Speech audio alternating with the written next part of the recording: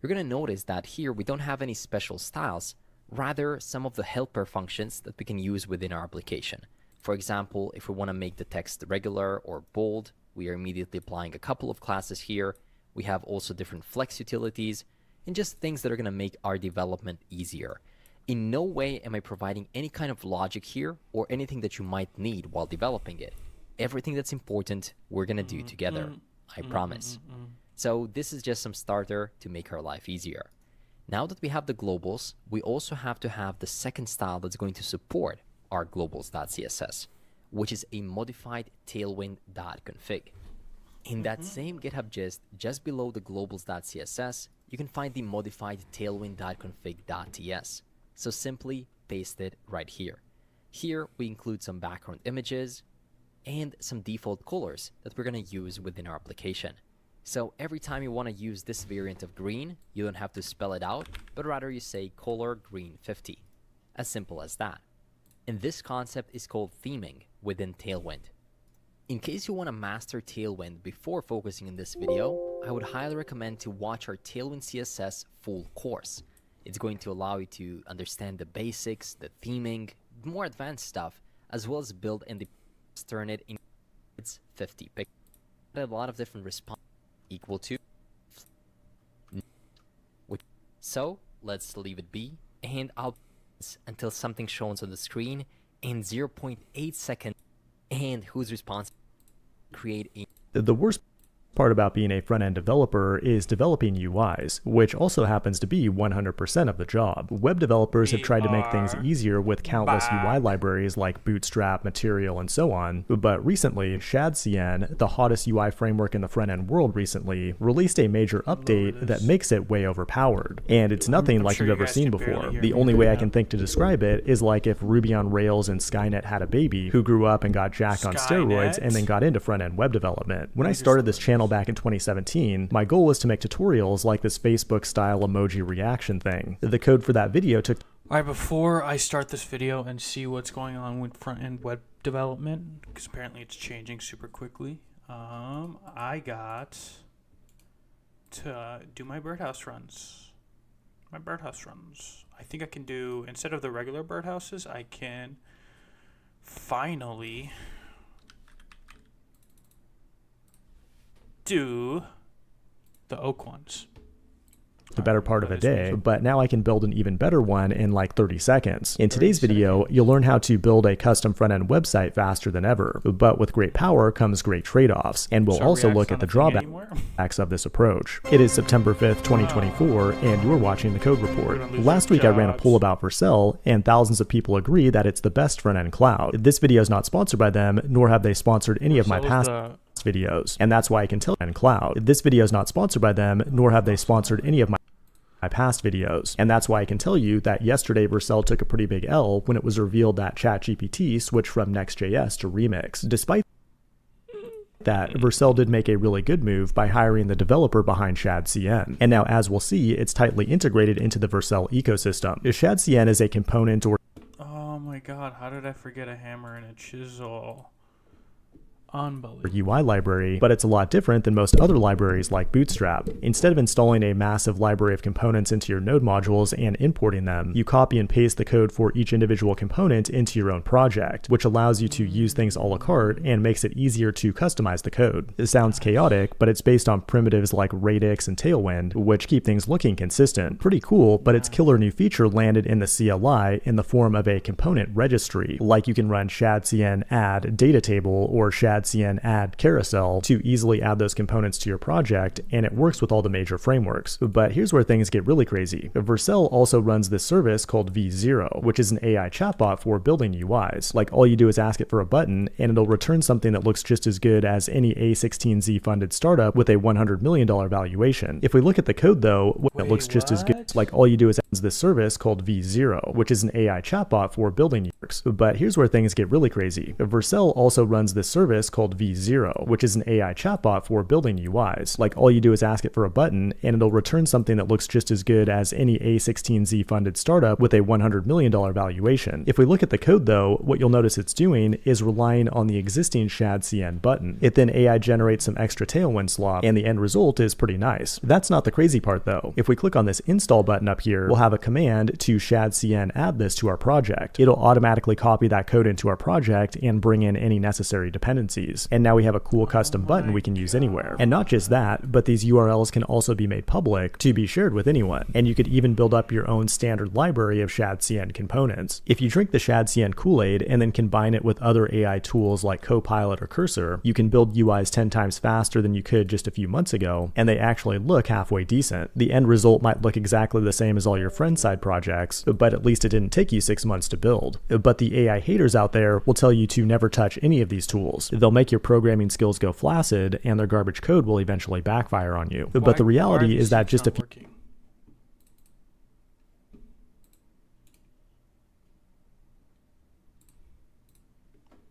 I can't even focus on the video because, like, I'm fucking up.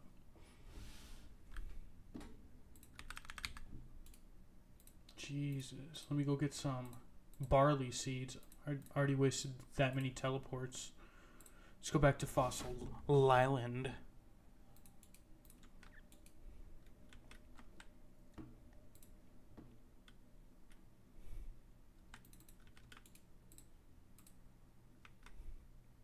Boom.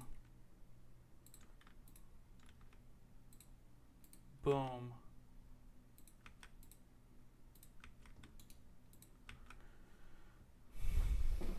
Mushroom Meadow. We're gonna do a couple of quests today, cause I've been slacking. I slacked yesterday. I don't want to, but I have to. Gotta reach mid game and then end game. You know what I mean? That's good. Da da da da da da.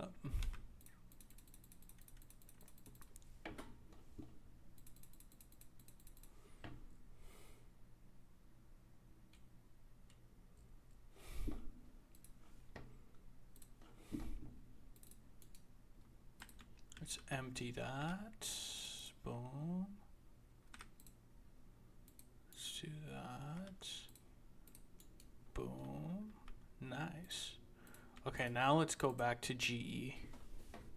Few years ago, you'd have to solve many of these problems by going dumpster diving for code on blogs or humiliate yourself with a Stack Overflow question. But nowadays you have people building to-do apps in their Teslas in the IKEA parking lot. The AI performance gains are real, but they have to be used carefully and deliberately to avoid unnecessary complexity. I don't think tech like this will replace actual front-end developers, but here's my prediction. In the near future, I think developers will care less about the ergonomics of a framework, like the syntax differences between Angular, React, Vue, and Svelte, and care more about how quickly and reliably they can generate stuff. Like, I wouldn't be surprised if we see a prompt-based UI framework. Oh, wait a minute, it actually looks like someone already built that. This has been the Code Report.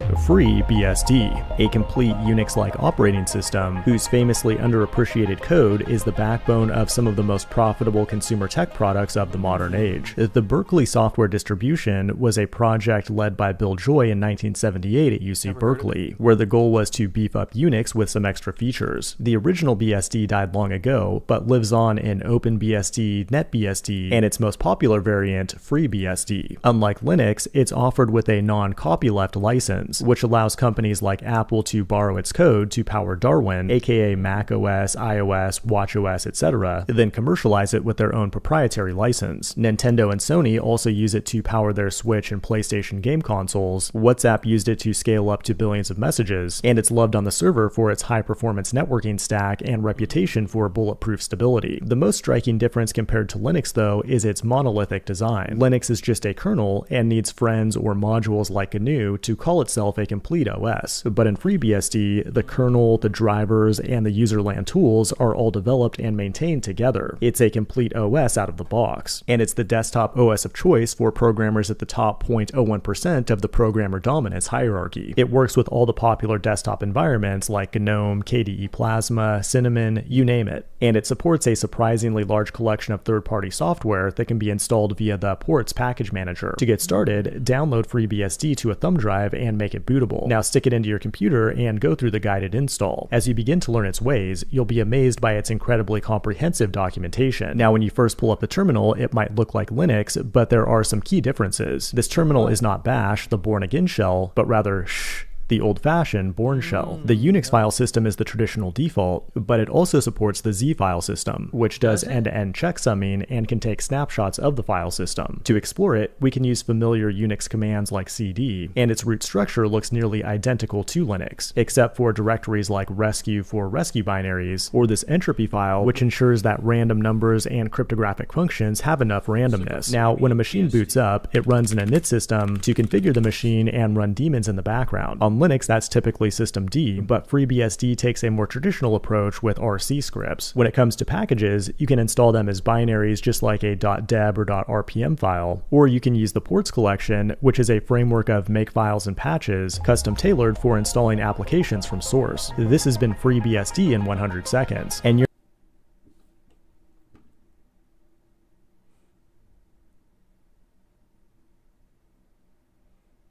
Many years ago, long before most of you were conceived, we lived in a utopia where if you wanted to use software, you would walk into a store, buy a box with a CD or floppy disk inside of it, insert it into your computer, and then it was yours to keep forever. But then one day, the devil got a job as a product manager at a software company and had this clever idea called SaaS, or software as a service. When you buy it, you don't actually own it, and just rent it for a monthly fee until the day you die. This caused profits to go parabolic, and nowadays companies are looking to squeeze the lemon even harder, like Peloton's going to charge a $95 reactivation fee if you buy a used bike on Craigslist. Logitech is looking to roll out a pay-as-you-go mouse, which gives a new meaning to pay per click, and Adobe was recently sued by the FTC for its predatory hidden early termination fees. The only world that doesn't have this problem is TempleOS, but the reality is that nobody is forcing you to buy these products in a free market, and the best way to escape subscription hell is to use free and open source software alternatives that these big companies don't want you to know about. Before we get into it, make sure to draw and quarter that like button and put the subscription button's head on a pike. It really helps out the channel. Aside from Windows itself, which can easily be replaced by Linux, the most profitable software of all time is likely Microsoft Office. They get kids hooked on it in grade school so they can grow up to spin the hamster wheels that churn out Microsoft profits. Luckily though, there's a free and open source version called LibreOffice, which can do almost everything that Word, Excel, and PowerPoint do, and is compatible with a crazy number of file formats, even dumpster fires like DocX. But it is missing some features from Microsoft Office,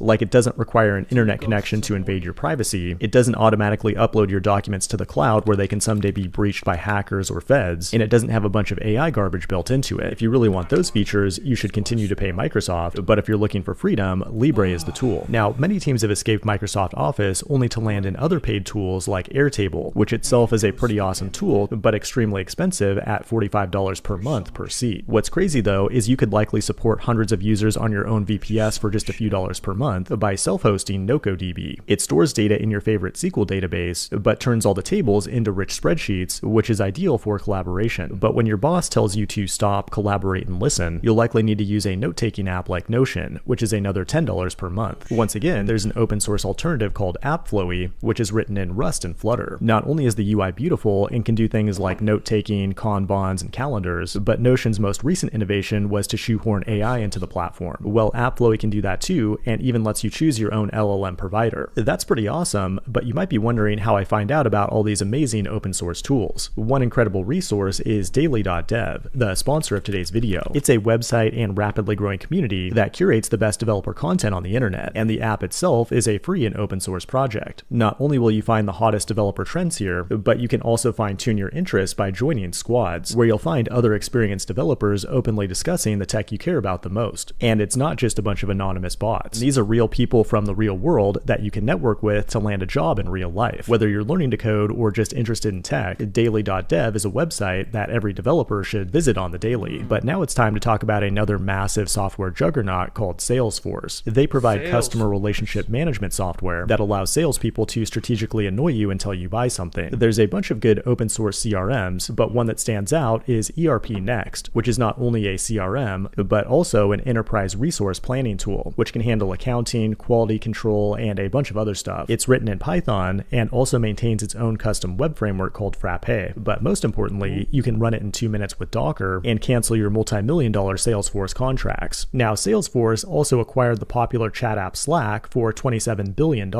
yet another application that you really don't need to be paying for. A better option is to use a tool like Mattermost, which is built with Go and TypeScript, and can be deployed as a single binary with a Postgres database. Not only is it packed with features for chat, but also has integrated voice and video chat. It has front-end clients for the web, iOS, Android, and desktop, but most importantly, it gives you total control over your data. A company like Slack can't hold your data hostage and demand a ransom to get it back. But another thing you might be paying for that doesn't even need to store data is Zoom. Back in the pandemic days, I once built my own video conferencing app from scratch with WebRTC and JavaScript, but an even easier approach is to use an open source tool like Jitsi. It uses WebRTC under the hood to handle voice calling, but also provides a ton of other features like mobile applications, raised hands, polls, virtual backgrounds, and everything else you would expect from a Zoom alternative. But if you're unfortunate enough to be a professional developer, your Scrum Master has likely tortured you with a device called Jira, which forces you to do sprints, epics, burn downs, and tickets. Well, the good news is that there's a tool called Plane that makes this torture device free and open source. It's a torture device for developers by developers. But if you're developing something, you might be using a tool like Firebase, a BAS, which stands for Big Ass Backend. Now, I like big backends and I cannot lie, but I also don't like paying for them and being locked into a closed source platform. Nowadays, there are many great open source alternatives like Convex, AppWrite, Supabase, Pocketbase, but there's a newcomer you likely haven't heard of called Instant. It's not a full backend, but if you're looking to build a real-time chat or collaboration tool, it handles the client-server sync challenges for you, which is a lot of work to do correctly on your own. But one thing that's relatively easy to do on your own is host a website, yet many developers choose to pay companies like Vercel or Heroku a high premium to do this for them. You can avoid these taxes with tools like Coolify, the Vercel alternative, or Doku, the Heroku alternative. You can use tools like this to self-host all of the amazing projects that we've looked at so far in this video on a single virtual private server. You get the UI and APIs of a premium hosting platform.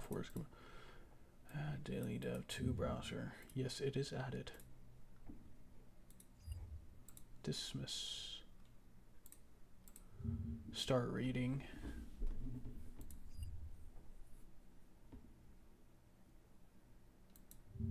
No, it's added.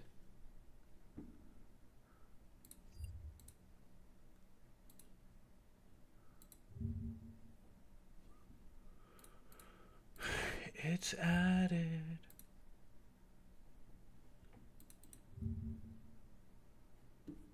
It's added.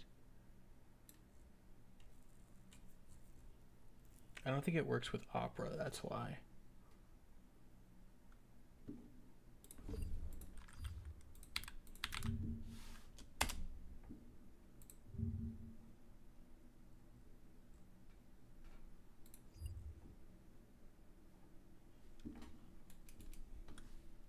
See if Daily Dev works with.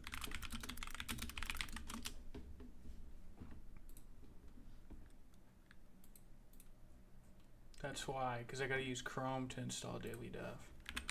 Do I even have Chrome? I do. Let's go daily.dev. Start reading. Add to Chrome. Let's sign in.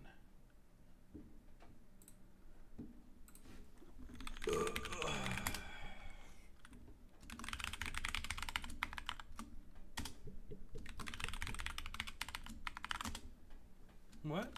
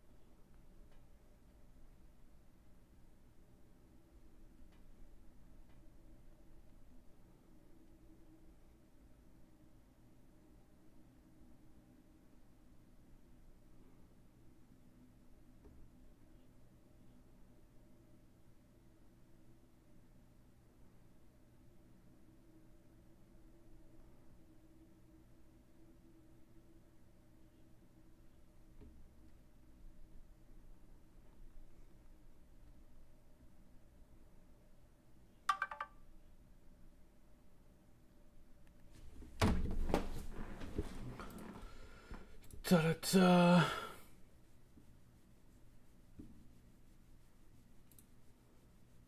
Mid-level.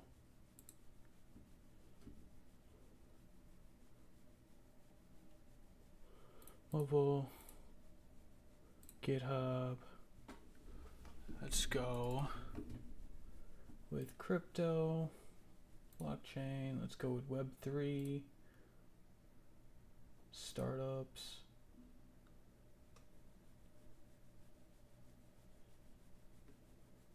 Tech news, LLM,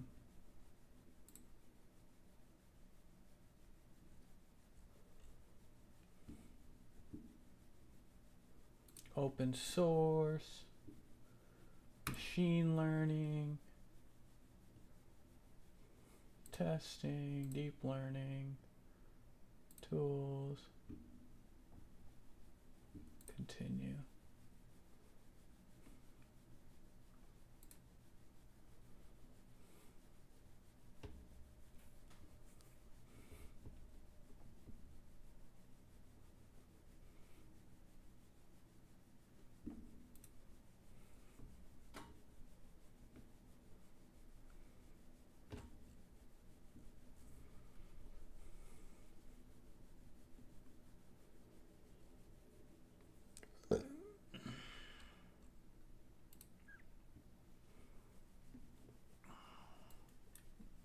I'm liking this. This is like a social media for devs.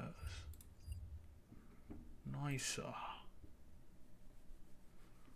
Nice. Okay, where was I at?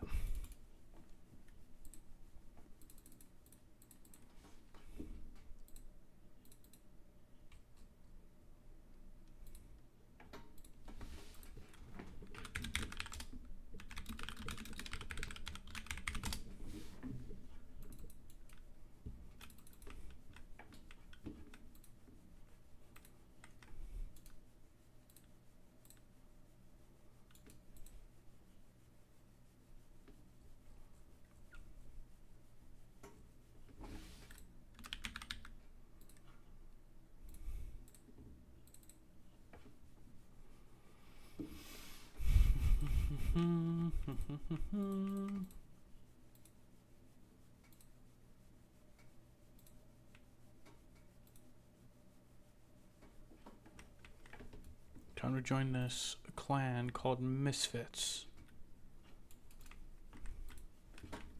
They seem pretty chill. I joined their server.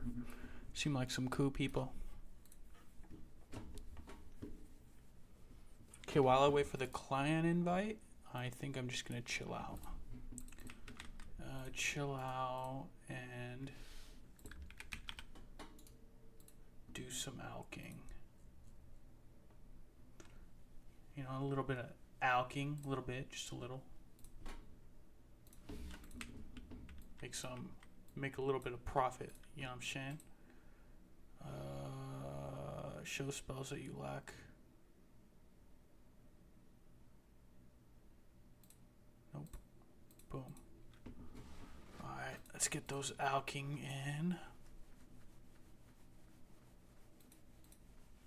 And watch some videos. Formed just without the massive bills and free tier rug pulls. But now we need to talk about perhaps the most greedy software developer, Adobe. I speak to you as a hypocrite though, as I edit this video in Adobe Premiere, for which I pay a $59 monthly tribute. As a free human being though, I could trade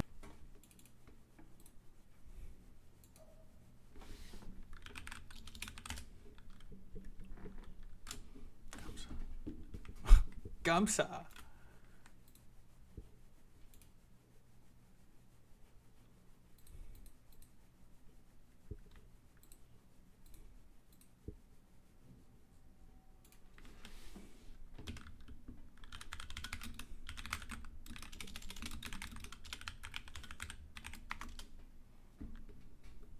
Oh, wrong chat.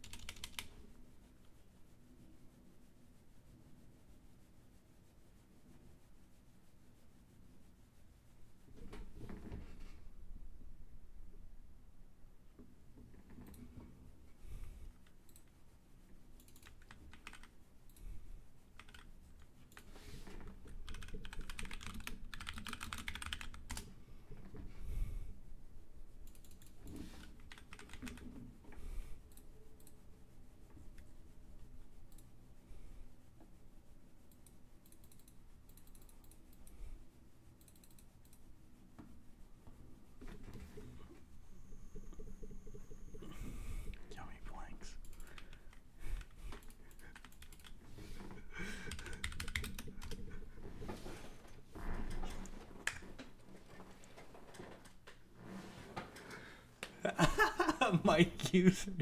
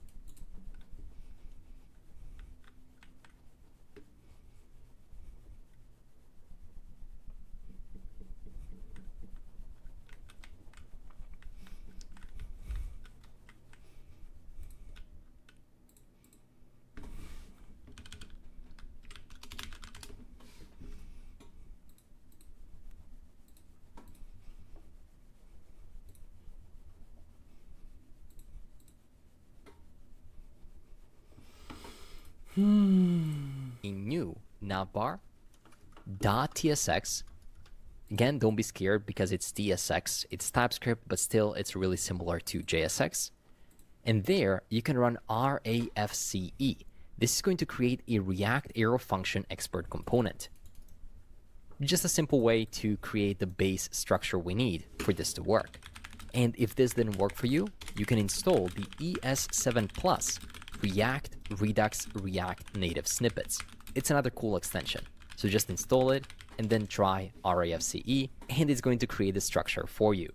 Now we can replicate that to create our footer as well. So let's create a footer.tsx, run RAFCE,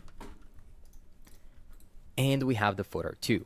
Now, why cannot we see it on the screen? Well, that's because we're not using it anywhere. So let's go back to our layout, and right here above the children, let's render the navbar. You can just start typing it, and Next.js is automatically going to recognize it, and you can import it just by clicking on this thing right here. As you can see, it just imported it immediately. And then you have to close it properly. And we can do the same thing with the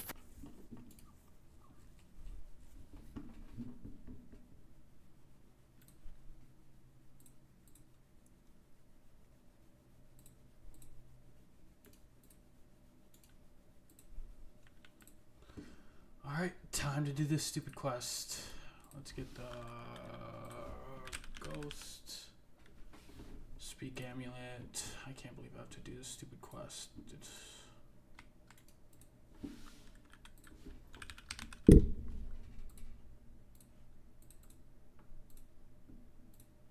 Okay.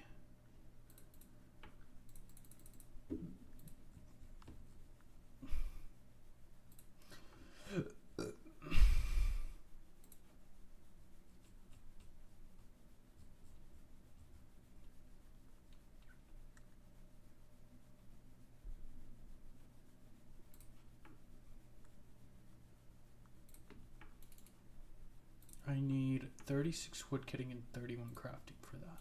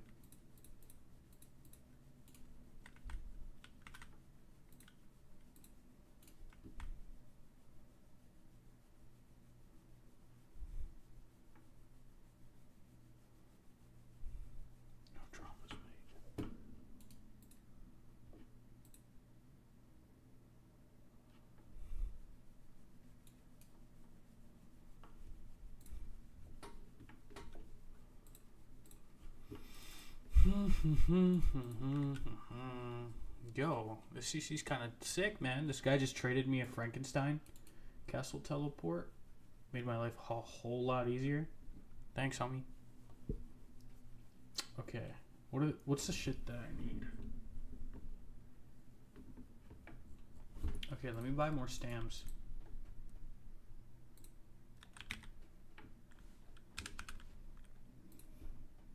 Let's buy 100 or 10.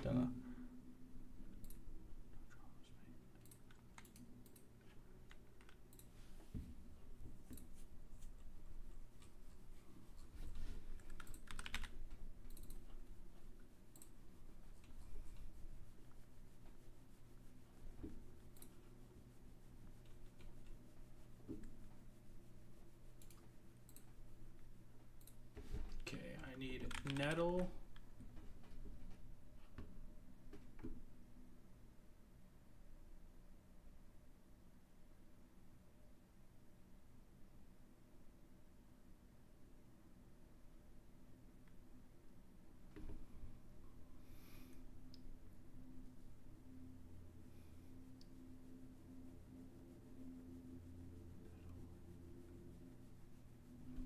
Bro, what is with this quest?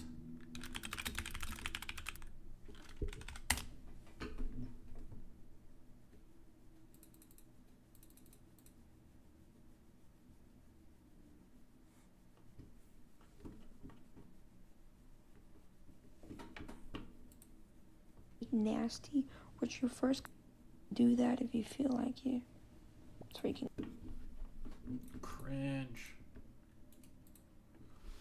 Okay.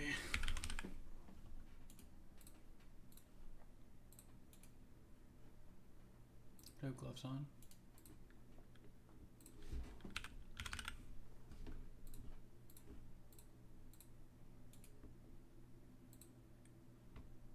Let's go to Edgeville, pick up some nettles. This quest is going to be annoying. I already know it. No one's cutting U's here.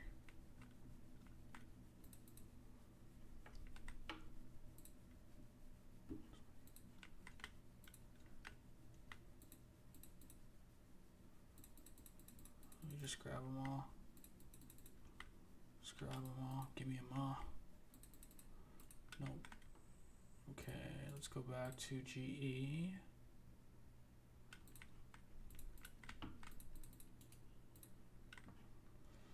Alright.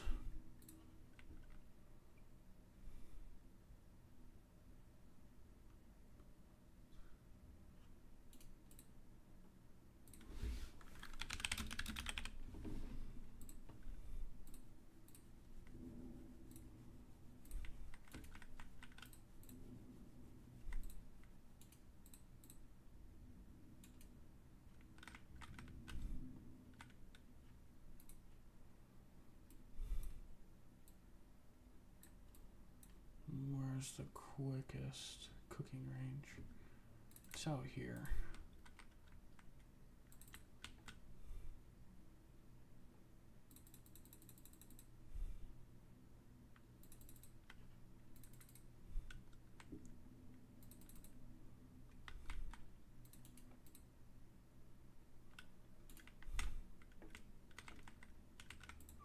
Oh, come on. I gotta be 32? Unbelievable. Alright, I'll just cook it somewhere else then. Boom.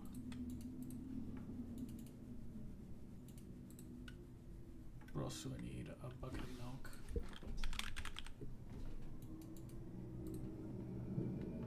I need silk.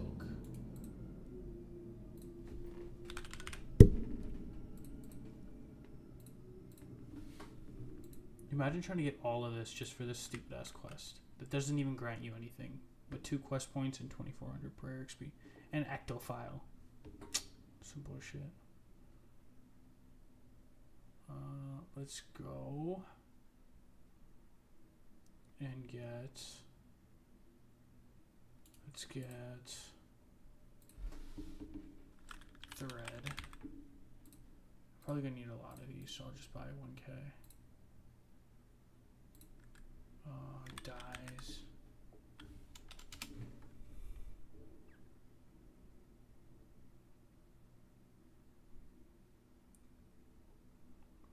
Red. Blue dye.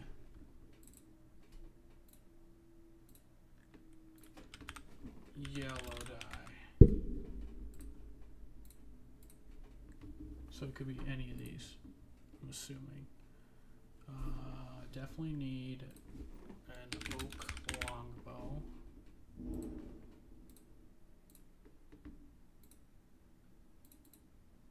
And I will need a bucket of slime.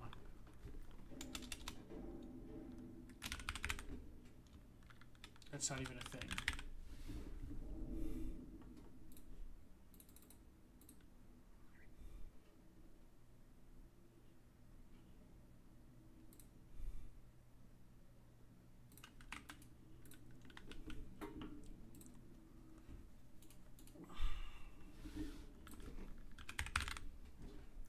Also need a needle. Let's get bones.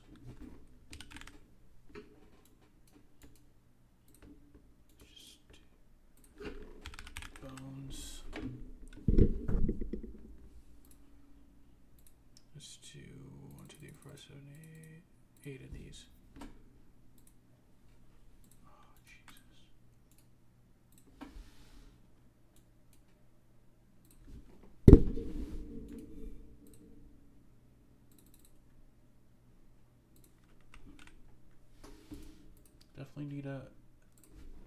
spade.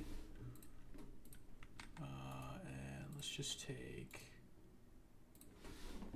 another 10K. Let's also take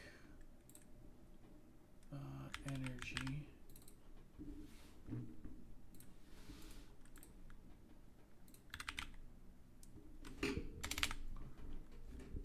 Franken. The fuck's this Fenken? Fenken.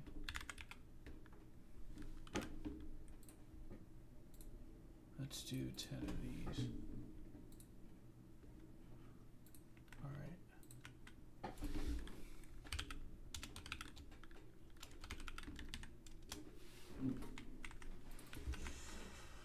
Alright, 3 color dyes. I got literally everything I need, I think. Okay, and then I need glory.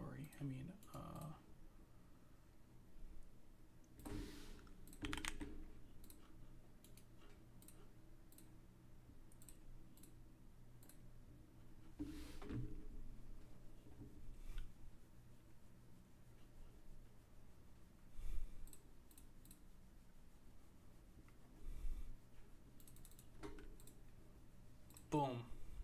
Alright. Let's go do this quest. Let's go do this quest. Let's go do this quest. Let's go. Let's go. Let's go. Let's go.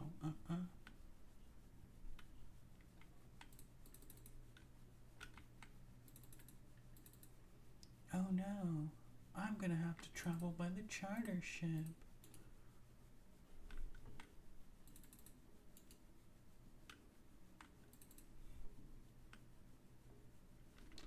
Oh no.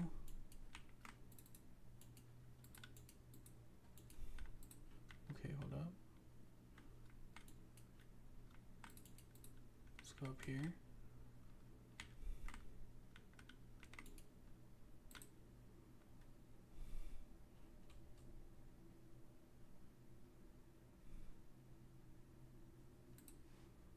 Okay, let's just travel by charter ship. Just make it easier on myself. Let's go.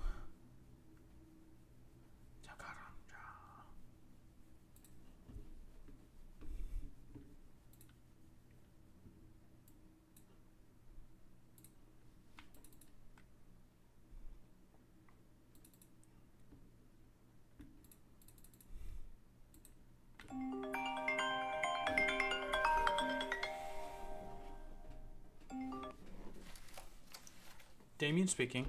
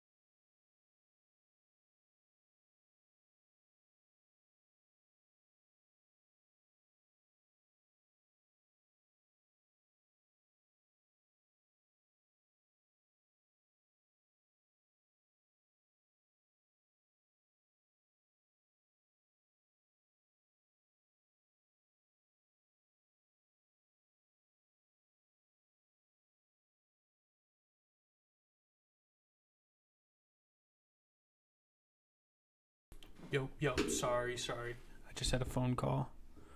I have a freaking meeting at 8:45 tomorrow. So let me write that down in my calendar.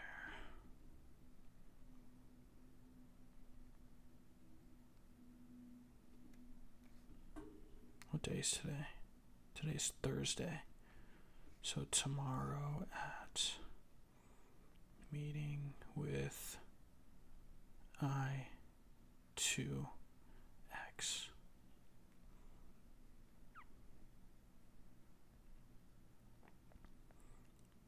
$8:45 a.m.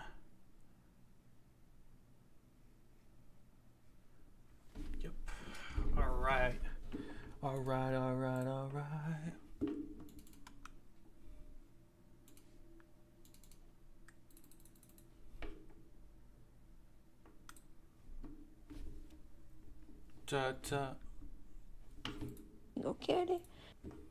Okay, here's what we'll do then. Because for some reason, Edgeville, Karamja, Drainer. Let's just go to Drainer because that's like the quickest way, in my personal opinion.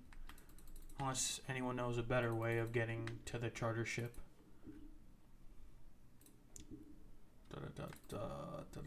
Let's go over here. Expand that map. And then Let's see what our timer's at. We have 8 minutes on the clock, and then we'll go do a bird run.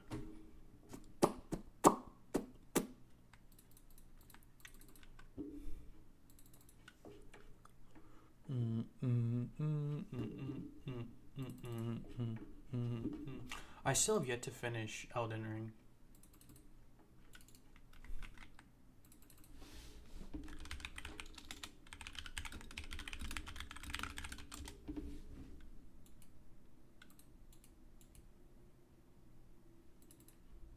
Where are these charter nerds at?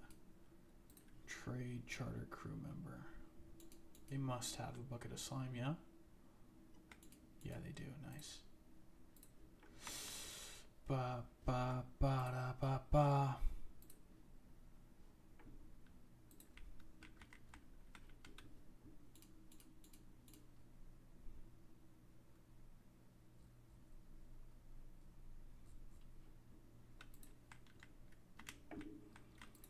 When I drop top that.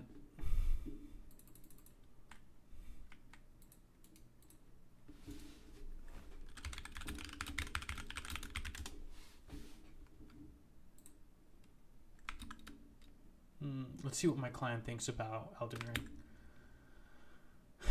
This will make or break them. When I drop top, talk to Nectovarius at the Ectofungus.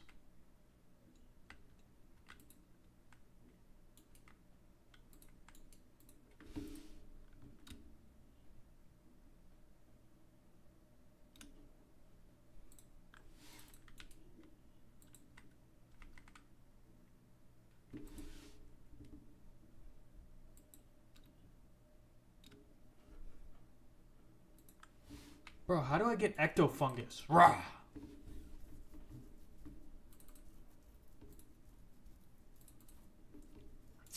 Am I really gonna have to keep Edgeville?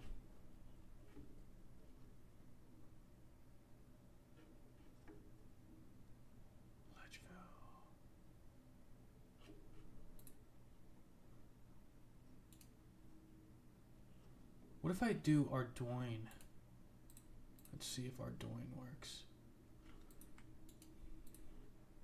Right? Ardoin should work.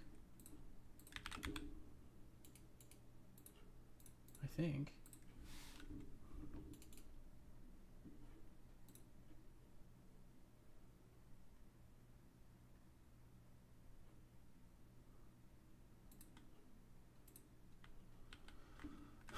When I drop top, that gave me just a little.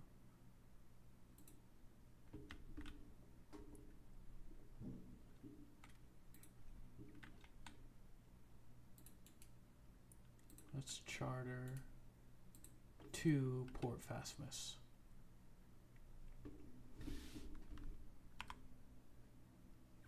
$2,900 to get there. That's crazy.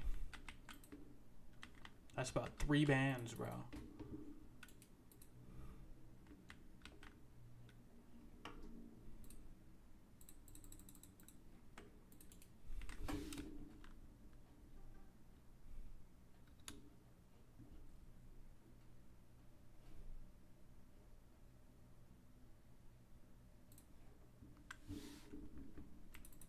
No!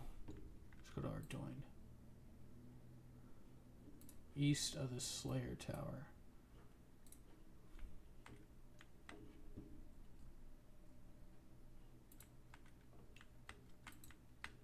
I should be able to cook here, yeah? Yeah, I should. Technically.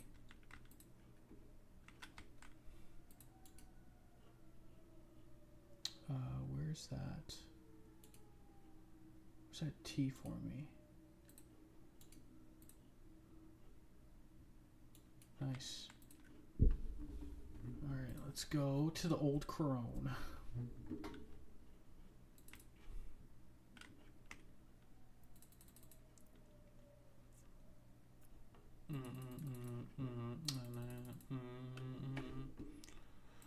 About 3 minutes left to the birdhouse run.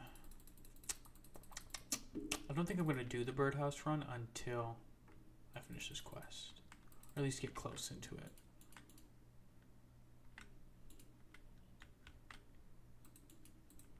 I can't even tell the difference between that door and the actual wall. What the fuck?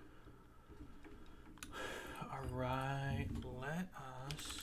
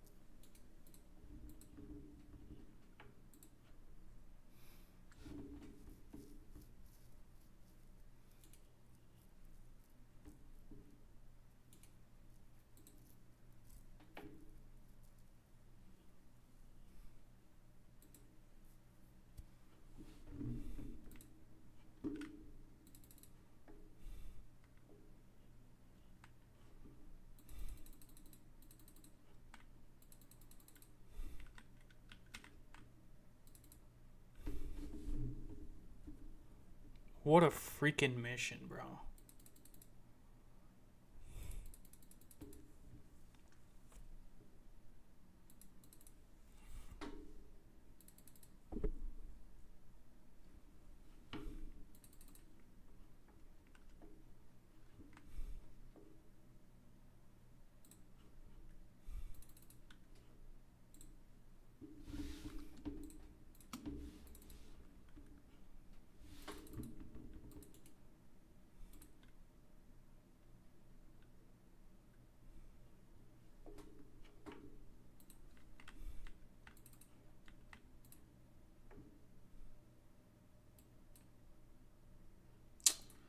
Nah.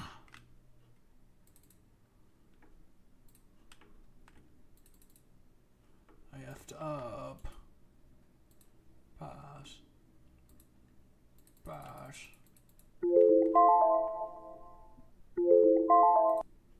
Okay, timer's done. Let's see how far I can get.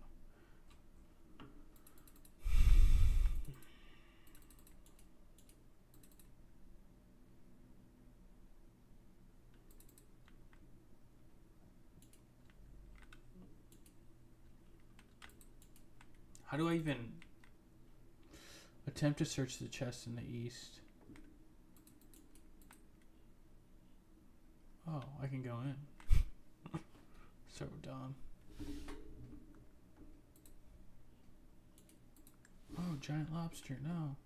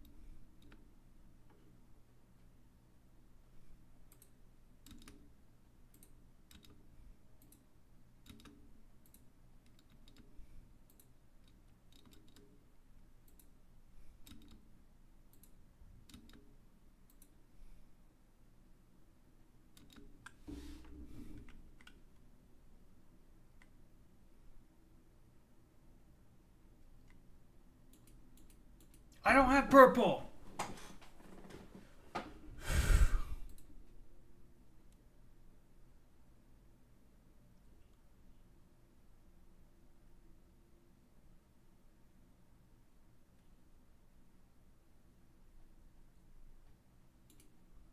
Fucking stupid game. Stupid game.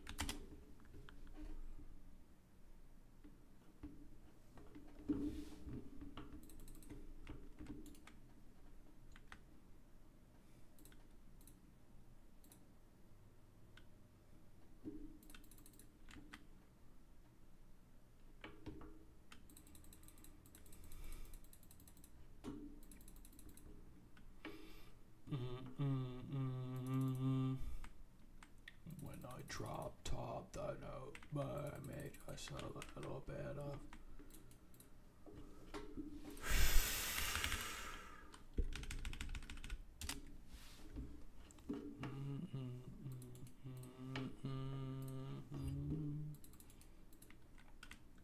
Alright, let's open this and let's talk to the old man.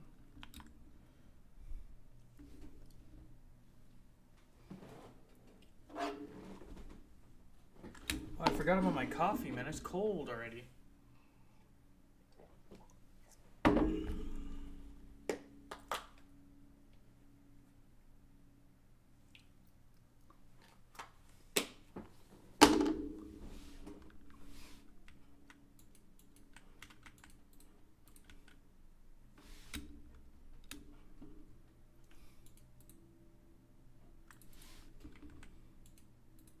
Let's go. Let's go.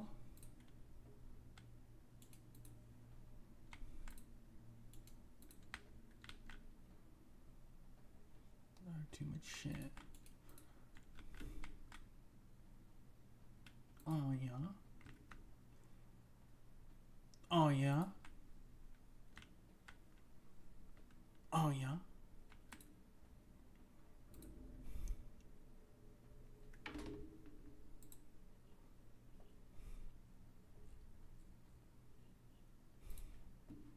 Mm-mm.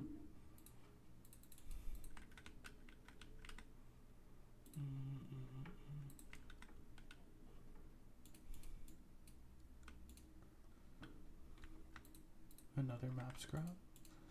Oh no. Let me just bury that actually. Boom. Boom. Oh no, I shouldn't have buried it. Oh well. Enter poor fast misses. Us. Okay, here's what I'll do. I'll go to Ardoin because it's way easier just to go to Ardoin.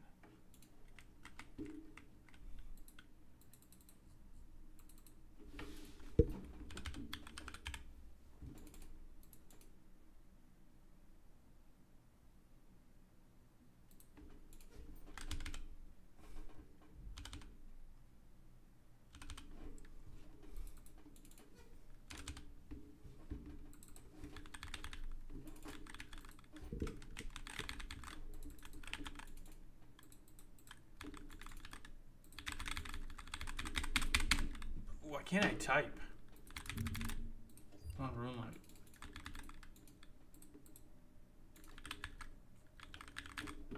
Okay, hold up. Got something to do.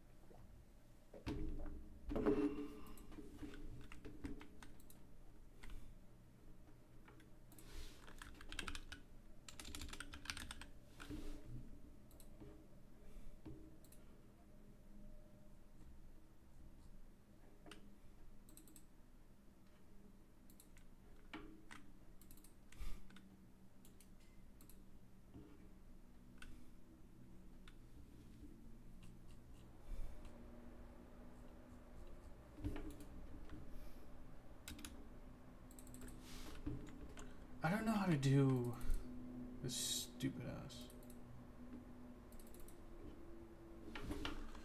Alright, how?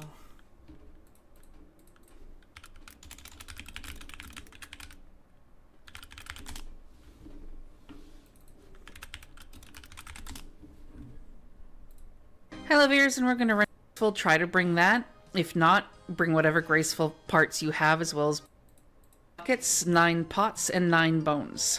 Now just east of Canifis, you're going to have to... It's only going to take 2 in How do you make a 6-minute video out of this? Just show me the process. order to What the fuck? gain access to the Port Phasmatis bones in the loader.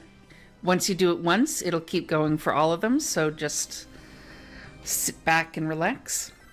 I'm going to massively speed this part up because no one should have to sit through watching me do this.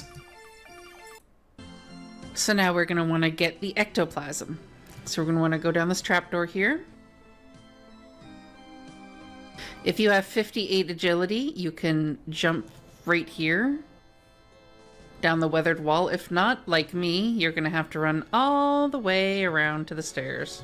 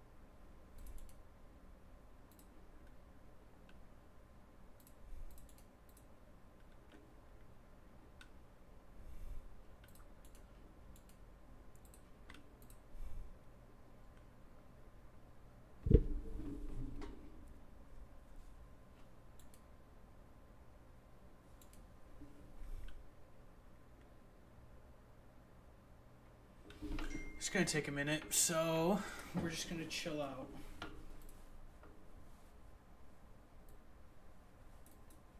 Alright, let's go to Autoblock. Clean though. Autoblock asking something to his chat right after being cleaned. I am once again asking for your financial support. You guys are cringe as hell, man. What is this? The square off with Theoatrix and Oda. Oda gets pit on the no arm fight. What?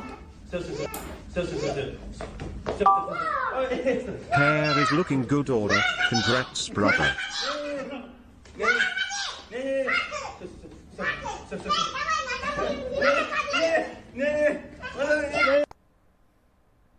Bro, those motherfuckers are fucking warriors. I like that. I need my kids to be like that in the future. Those are fucking warriors right there. What are they're 18? Wait, both of these guys are 18 years old? No, bro, there's no way they're 18 years old. No way. Hey, look, Oda put his home on Airbnb. Fuck you. Whoever's doing this shit, like, I'm sick of it. See, you guys told me to check Reddit, and I just see a bunch of bullruckery going on. It's absolutely dumb as hell. Never forget, KBD, King, Bull, Dragon. What the fuck are you guys? What is this? What are you guys making? What is this? What is this? New Bloodveld speakies. Motherfuckers put my head in a Bloodveld? What, bro, I'm not gonna lie. If she got a Bloodveld ass, that's nice. I'm not even gonna lie. If her ass is like a Bloodveld ass, that's some crazy ass shit. Like, that is some nice ass shit. Like, I'm not even gonna lie. Like, that is some nice ass shit. Oh no. Let me full screen this. This is gonna be interesting. Everybody prepare the popcorn. Get yourself a sip of water. I'm actually intrigued to see what this guy's about to say. I'm very intrigued, to be honest.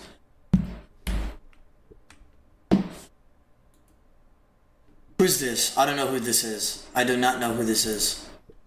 Why couldn't Odablock take a screenshot on his computer? I hate this quest so much. His Gilzu was updated. Bro, you guys are retarded. Bro, you guys, I did not expect that. You guys are actually retarded, bro, I swear. You guys are actually brain dead. Well, bro, this guy's Eric1337. Is he in the chat? What the hell did I just witness? He is not in the chat, bro. Wait, time out. Wait, it's Cube Man. Time out. User Cube Man. He's not.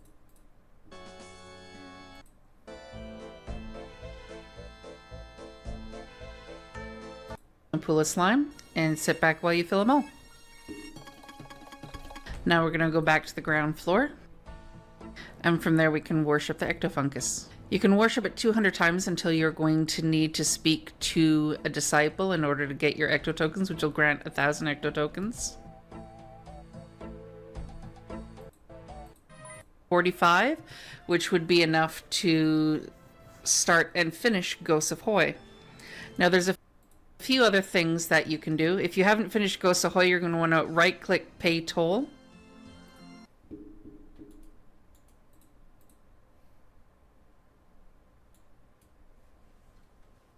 I could have bought like 9 of these. Should've just bought a fucking ton of them. Cringe.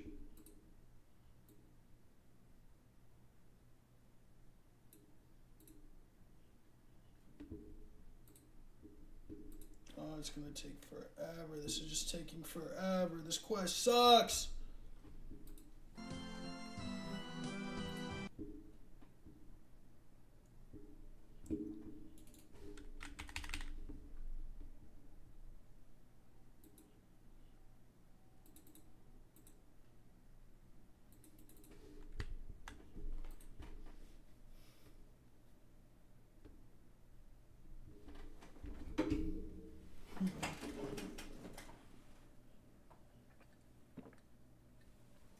I'm gonna go get a Coke.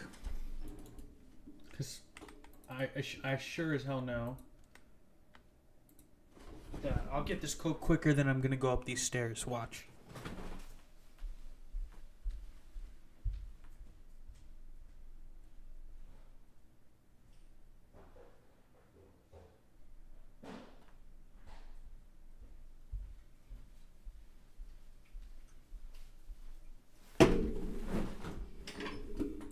just about the same time. Just give me the tickets, you idiots.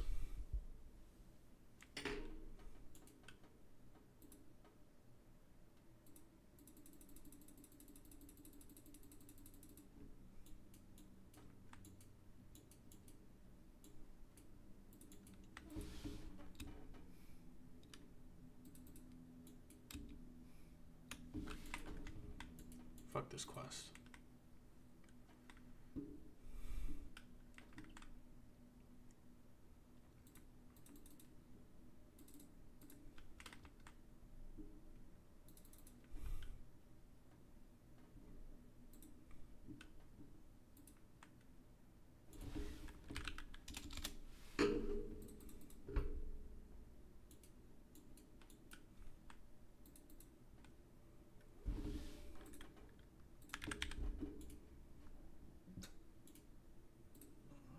Okay, I've got that.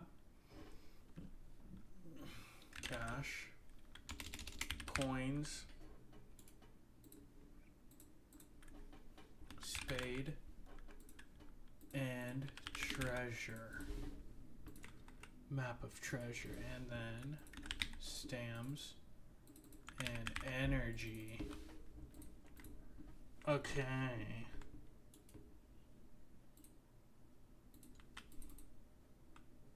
Need to get my freaking agility up. Dragontooth Island. Ooh, you guys hear that? Sound of freedom.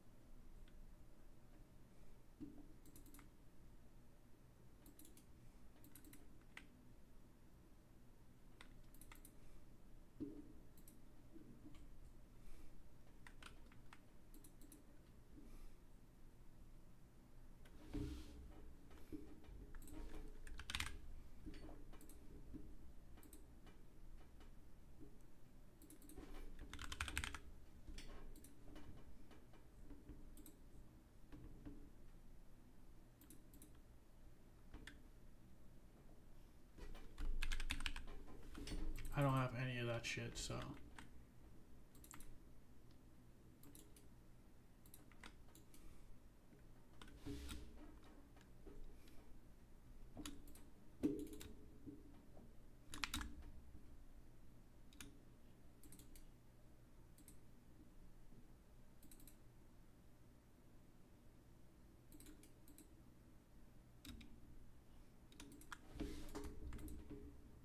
Let's open this door.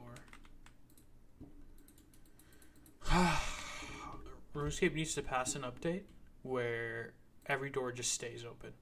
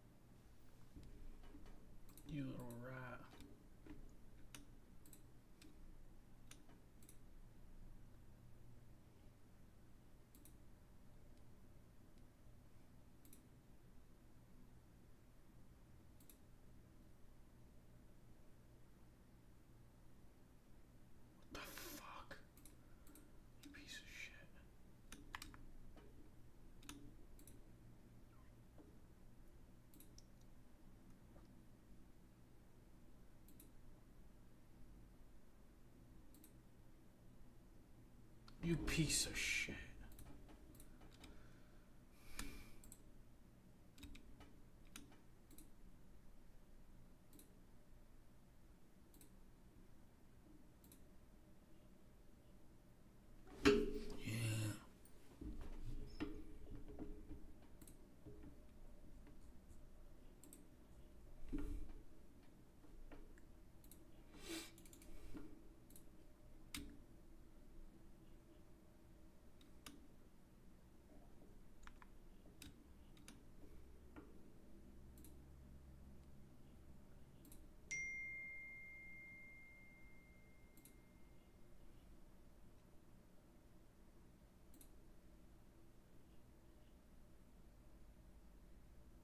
What?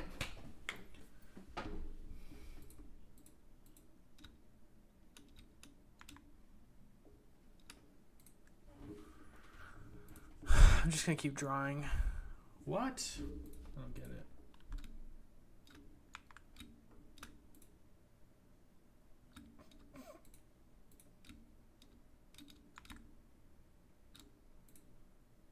Bro, what the fuck is going on?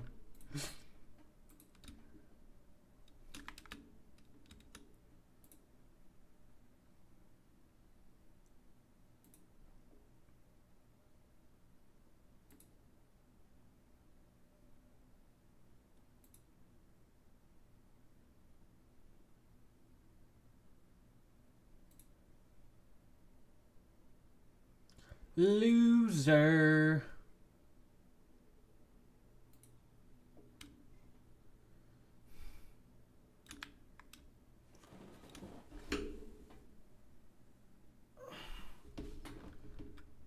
Another game? Ah, bruh. Get out of here.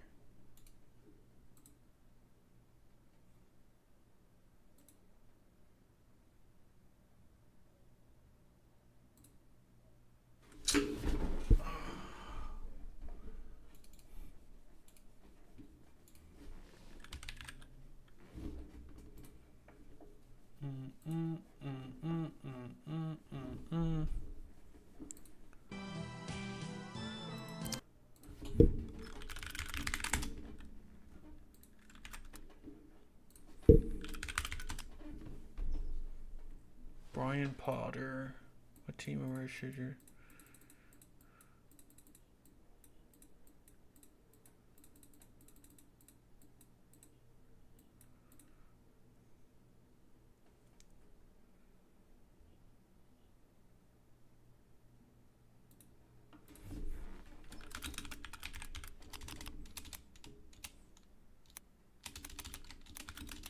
Hold on, I gotta send this email, guys.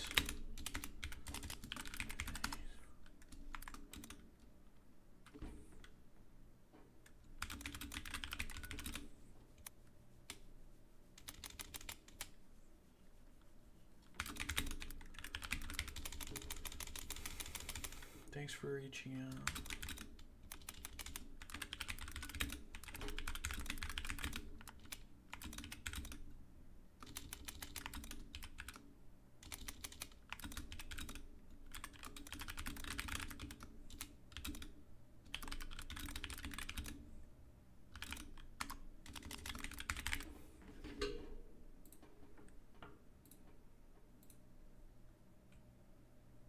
September 13th. So tomorrow at, wait, Pacific time. Okay. Shh.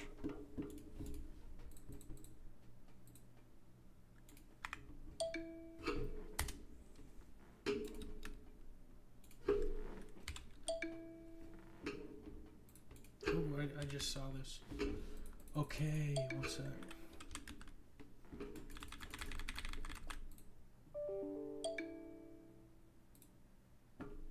Jesus Christ.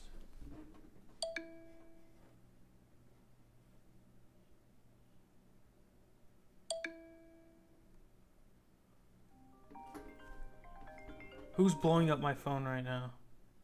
Decline. Jeez.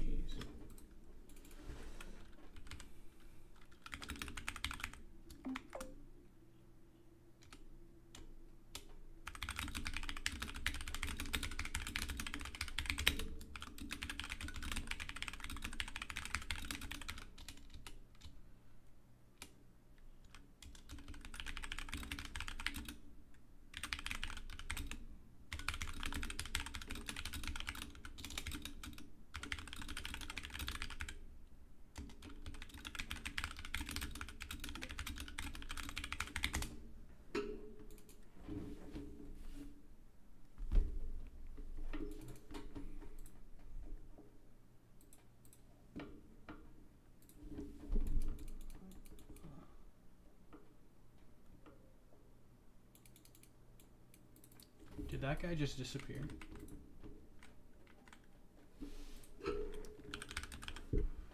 Alright, ghosts ahoy.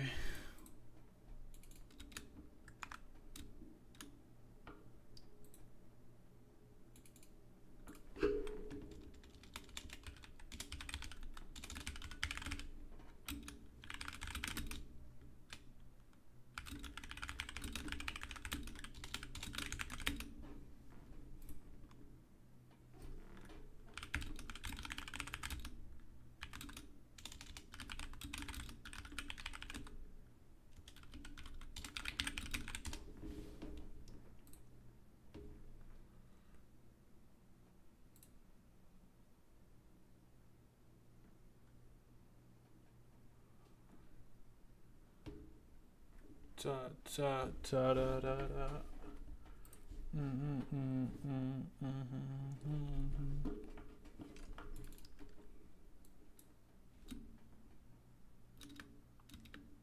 Bro, how fucking long is this quest? What the hell is going on? This is unreal. Bro's in debt. Give me my fucking sub. Just sign the thing. Okay, I win.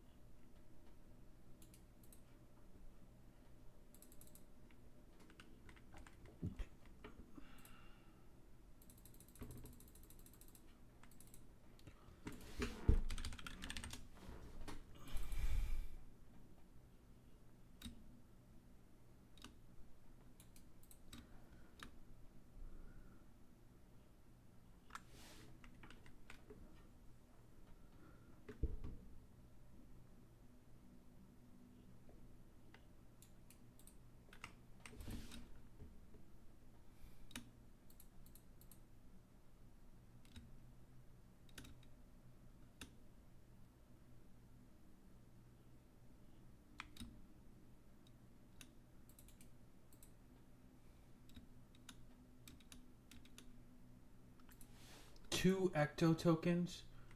What am I, rich?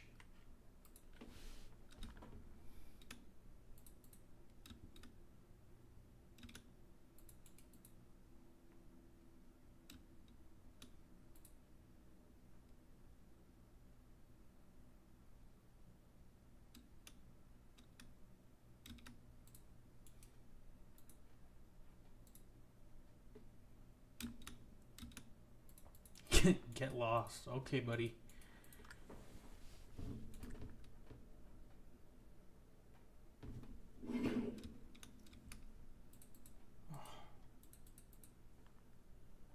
Tough crowd. I hate this quest.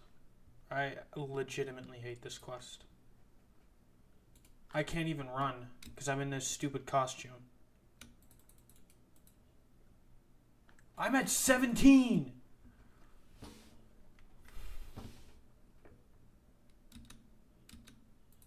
answer is no. I hate you. I hope you die.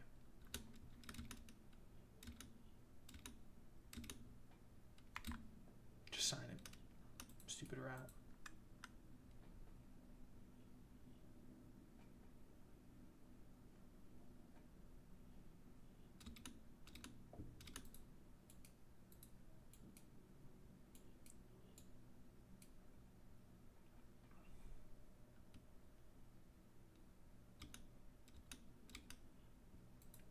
Fuck you.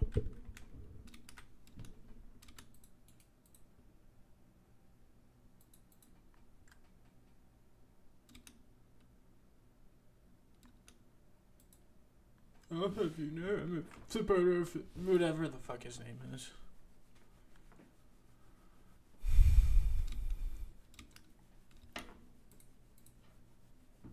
No.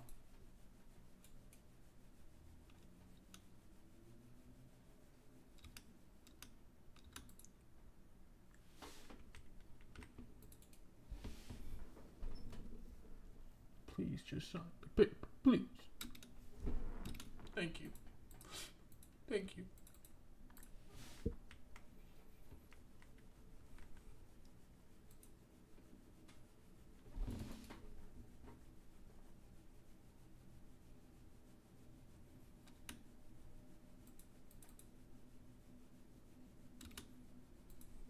It'll cost you. Get lost.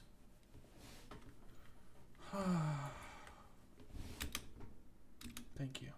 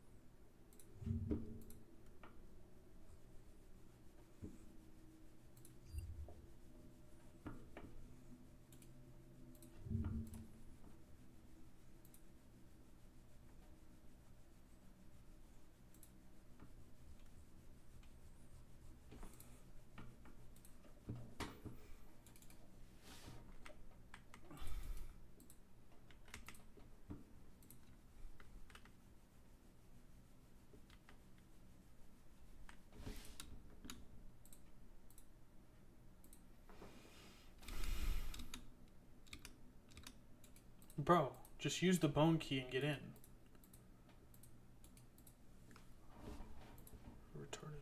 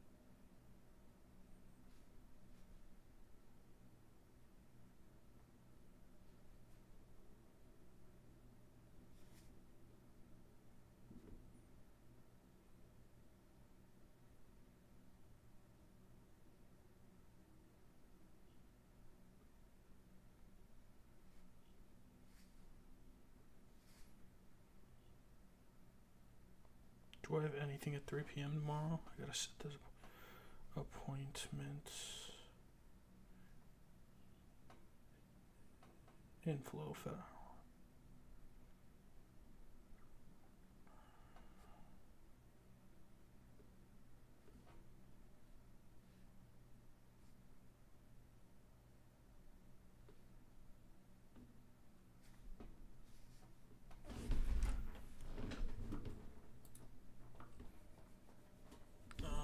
Let's go over to web.com.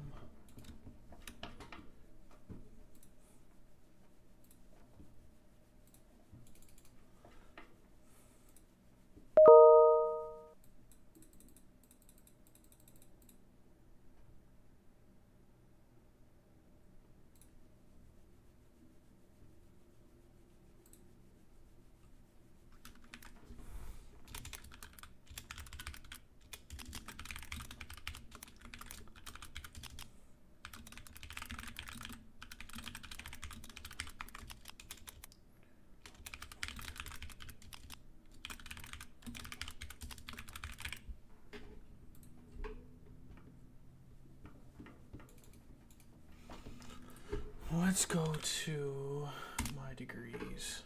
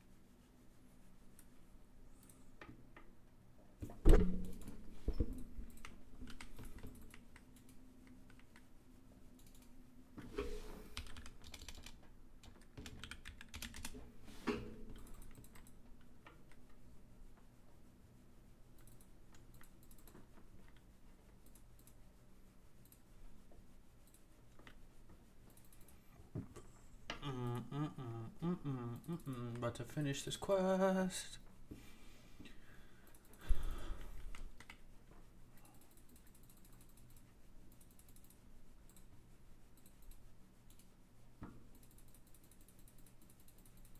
About to finish this quest. About to finish this quest. Oh, I should have just...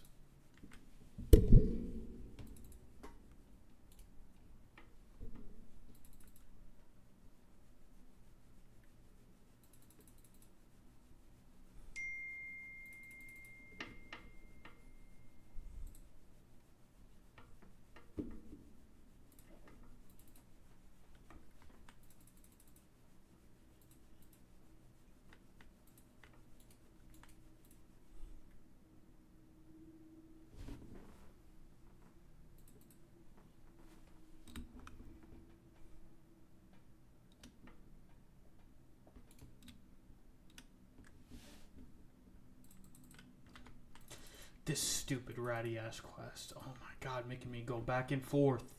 Back and forth.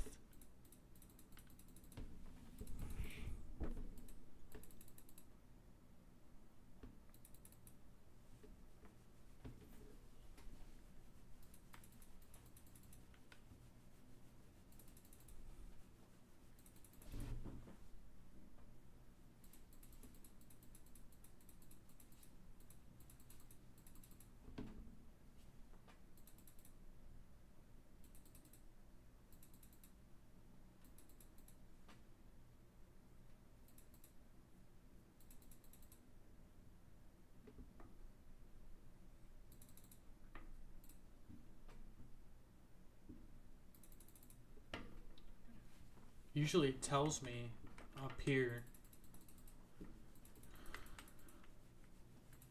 how much stam I have left. Okay, there we go. It's because I didn't drink it. That's why. So retarded.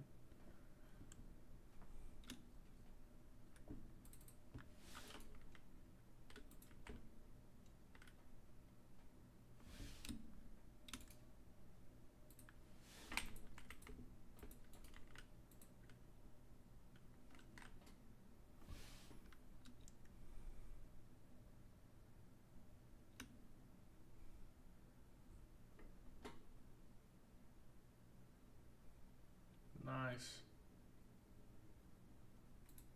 Finally.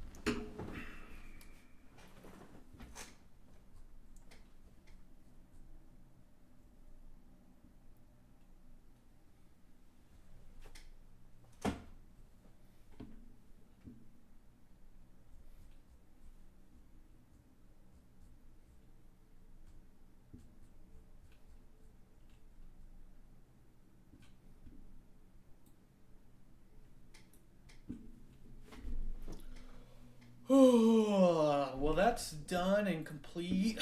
Okay, let's go do a birdhouse run now.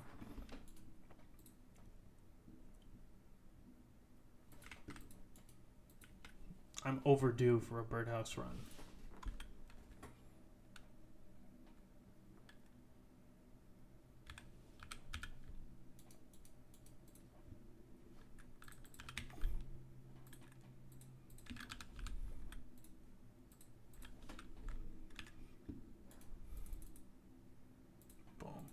Okay. Let's go to Fossil Island. Fossil Island.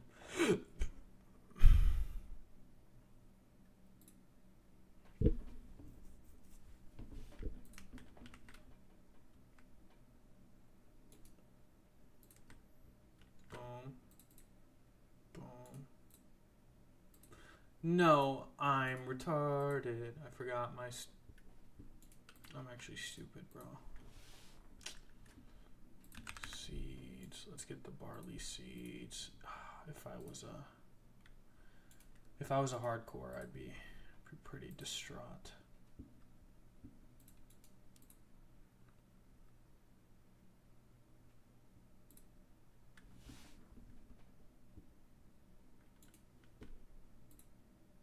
Boom. Empty.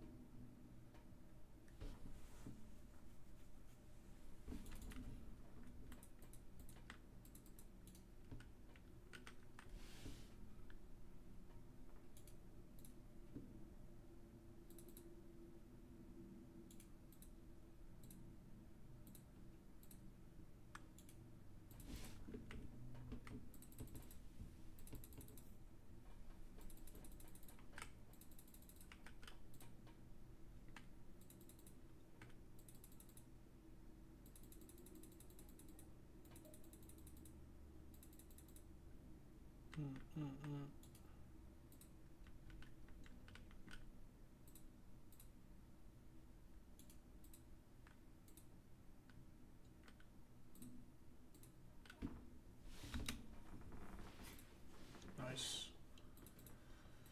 I'm at 20 hunter.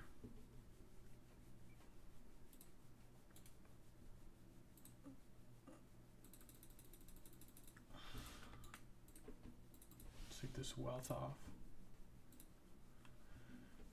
Okay, what's the next quest? Hopefully it's not as AIDS as that one.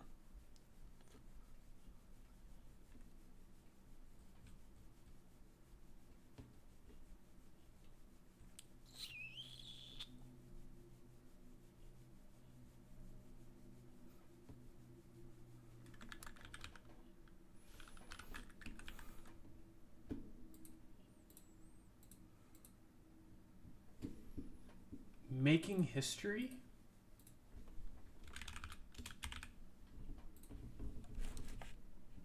The Restless Ghost.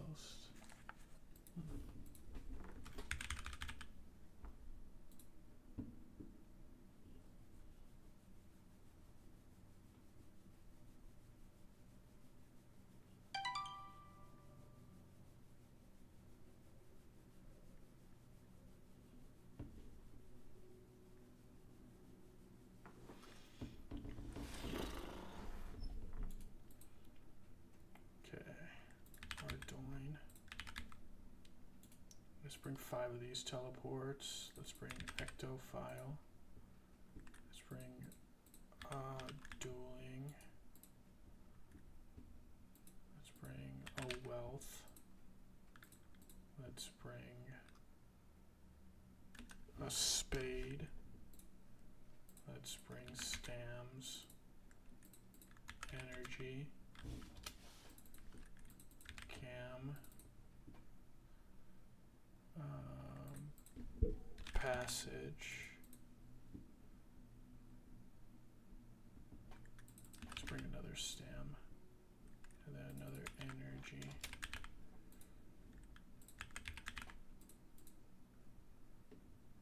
And then I'm also going to need a sapphire.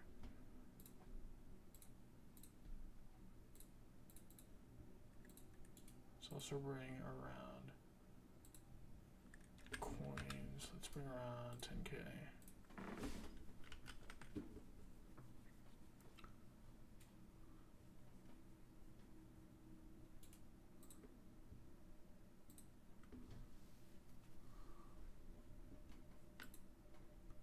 I think I've got everything that I need.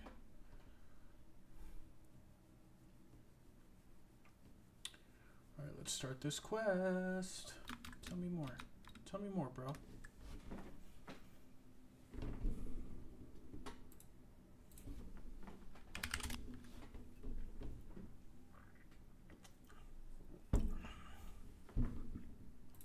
I thought he was a natty, because look at this guy. But then we went over his blood work, and then that showed there's no signs of anything.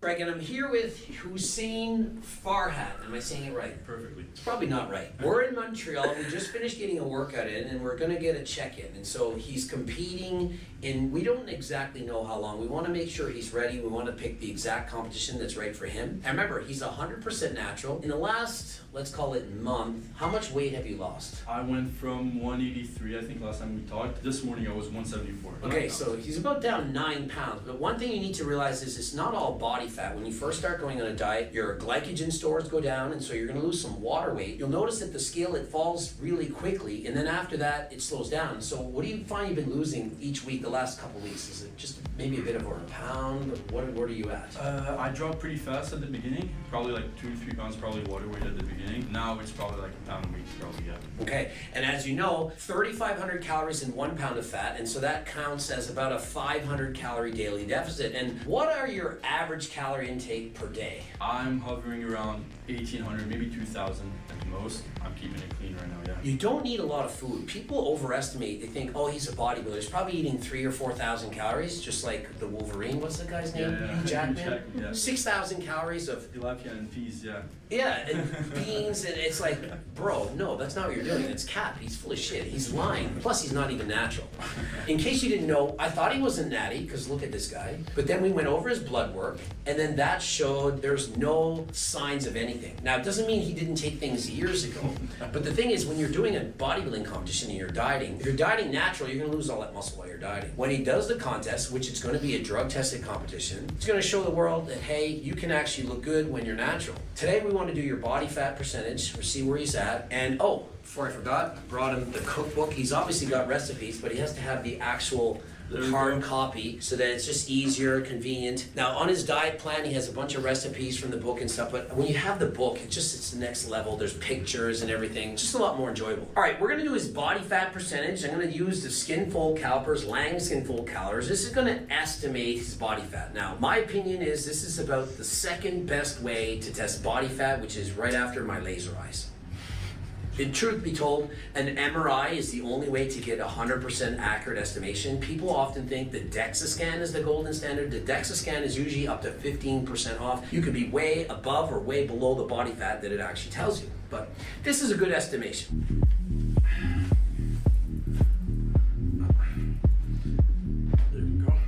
That's your own clothing line, that shirt, is it not? Yeah. And so if you want to get some of his clothes, where can they check these things out? Gladiolus Apparel, we're going to be launching in September. Gladiolus? Gladiolus. Gladiolus. Yeah. So I'm going to start by testing your arms body fat. We'll start with biceps and we'll go to triceps. We're trying to pinch between the elbow here and the top of the shoulder, so anywhere right in the middle. And I'm just getting a Skinfold pinch. Okay, and there's really almost no body fat here. There's 2.4 millimeters. Next, the tricep. This is where women usually store a lot of fat. Men usually don't have very much. Usually I like to go close to where that mark is, because every time you test body fat, if you go by a slightly different spot, it could be a little bit off. And then relax. And usually this is where guys are tensing, and the more loose the skin is, the easier to test. So you can see it's very tight to the arm. In comparison, if you look at mine, look how easy it is to test body fat. It's loose, very loose skin.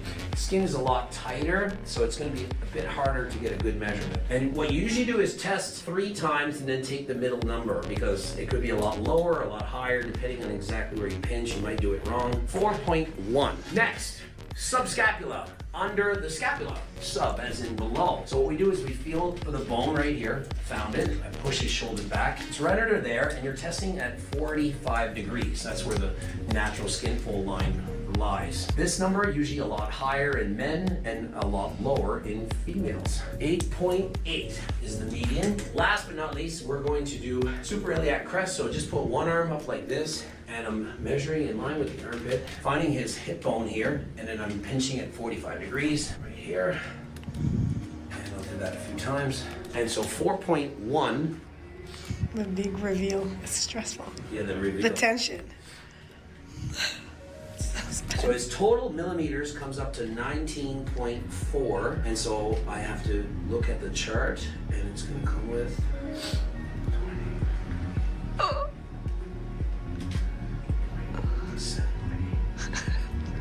7.7%.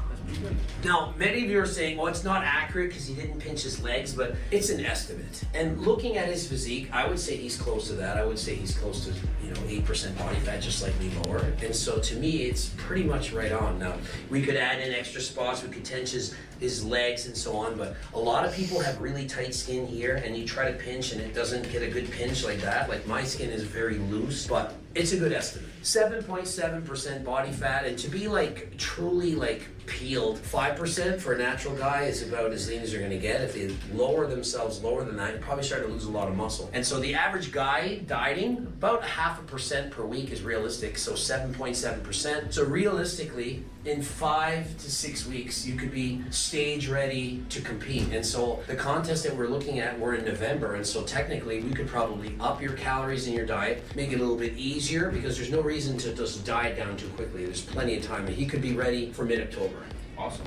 Yeah. A lot of people, first of all, suddenly you're lying about your height. Now, I'm 5'6", and he's about 5'11". Now, if we just look, does he not look significantly taller than me? And so you can say I'm a 5'4" manlet, but I'm promising you I don't lie about my height. I'm exactly 5'6", and so he's 5'11". What category should he be competing in? Well, the first thing you need to know is that he can compete in any category, in as many categories as he wants. So you could do men's physique, classic physique, and bodybuilding. You can compete in all of them, and that's technically what I suggest you do. What is the weight limit for 5'11"? It's about 220 pounds, and he's about 174 right now.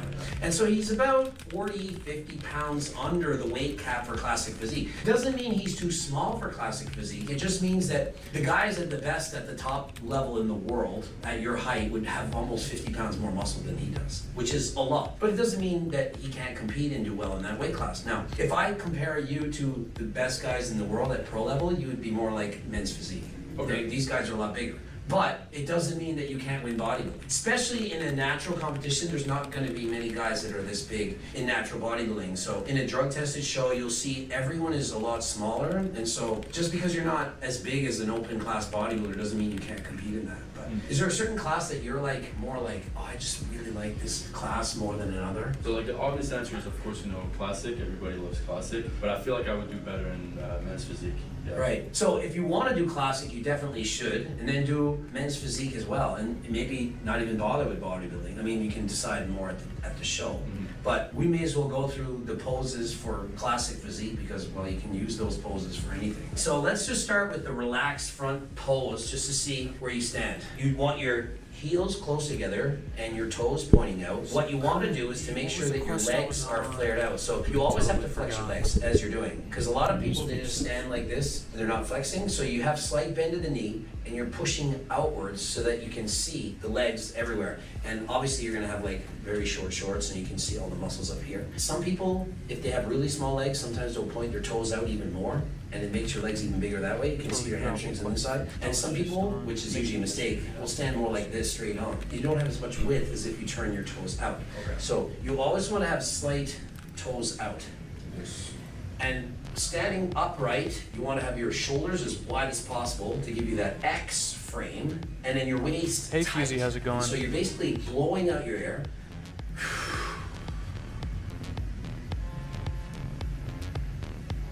And that's the pose. That's exactly it right there. Your waist is so small and your shoulders are so wide that it's giving you a great, the illusion of the X-frame. I would say in comparison, your legs are behind your upper body. Like overall, if you're looking at your physique, your upper body is more of a strength than your legs. So if you had a shirt on and I looked at your legs, I'd say, yeah, he looks pretty good. But in comparison, the upper body's a lot better. And so if you were in men's physique, you definitely stand out more, but certainly have enough legs to do men's physique and not be like, oh, what's wrong with this guy? So that looks great. Let's do a front double bicep. Have you been practicing, by the way? Have you been practicing anything? No. So yeah, the more times you do this, the easier it gets.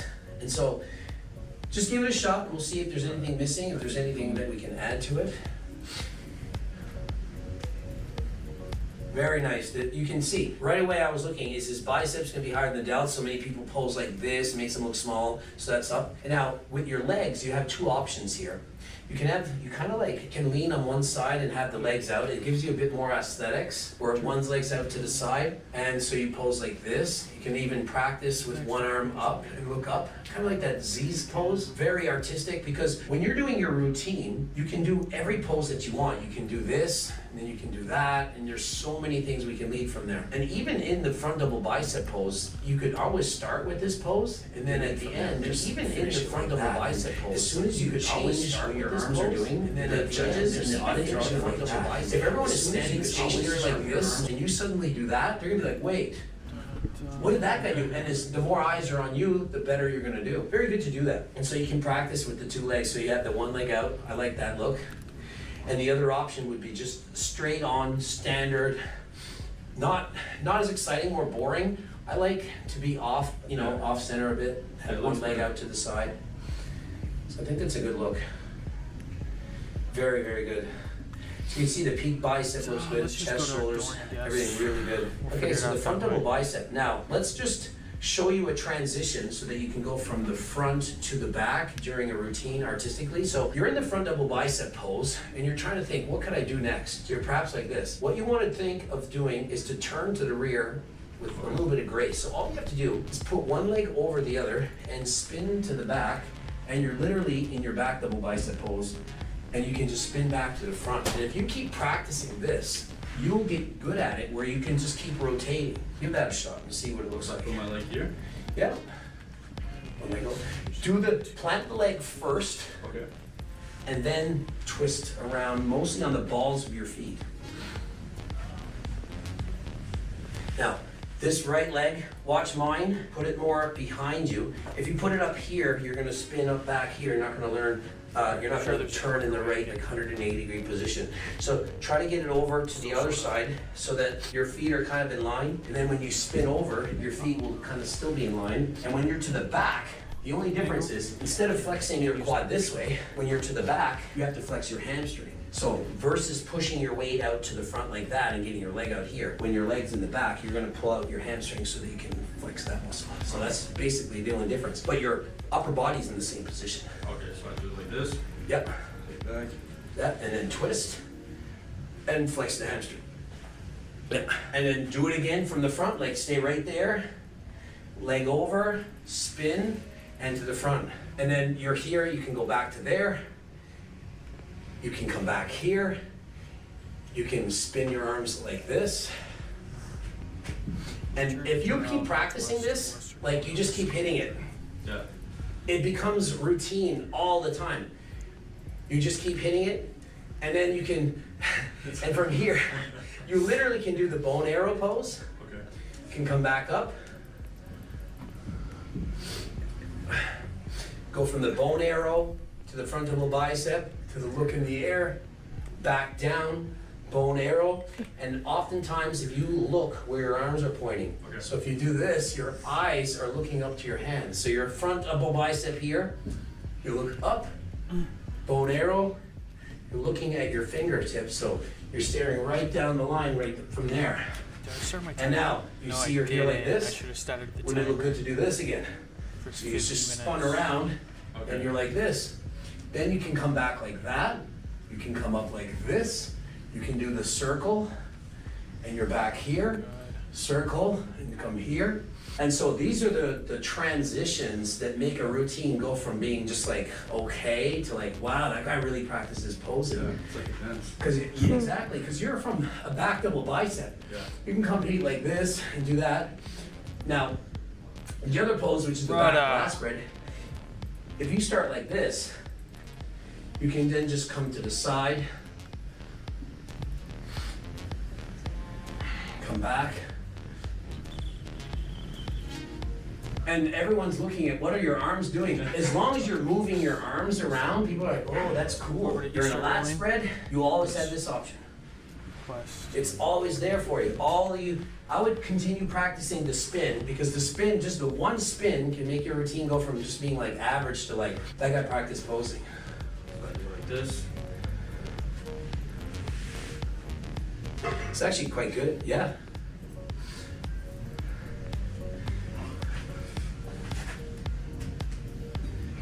Yeah, your back posing is quite good actually. Yeah. And you add the music to it, and then every time you hear a beat, that's when you do it. It's like Okay. boom, boom, boom. Every time you hear the boom, you do a pose like boom, boom, boom. And if you can practice a routine and hit the beat, it'll always look good. Okay. And you can do the same moves over and over to any song. They could play a random song you've never heard ever in your life, and you kind of get used to the rhythm of it, and you're like, okay, boom, boom, boom, and it's like boom, boom, boom. All right, let's see the back double bicep just from the ground up. Let's just see a back relax pose, so just turn around. All right, let's see. You want to make sure you're hitting the hamstrings. Your heels should be a bit closer together. Yeah. This. Yeah, slight bend to the knee. Yeah.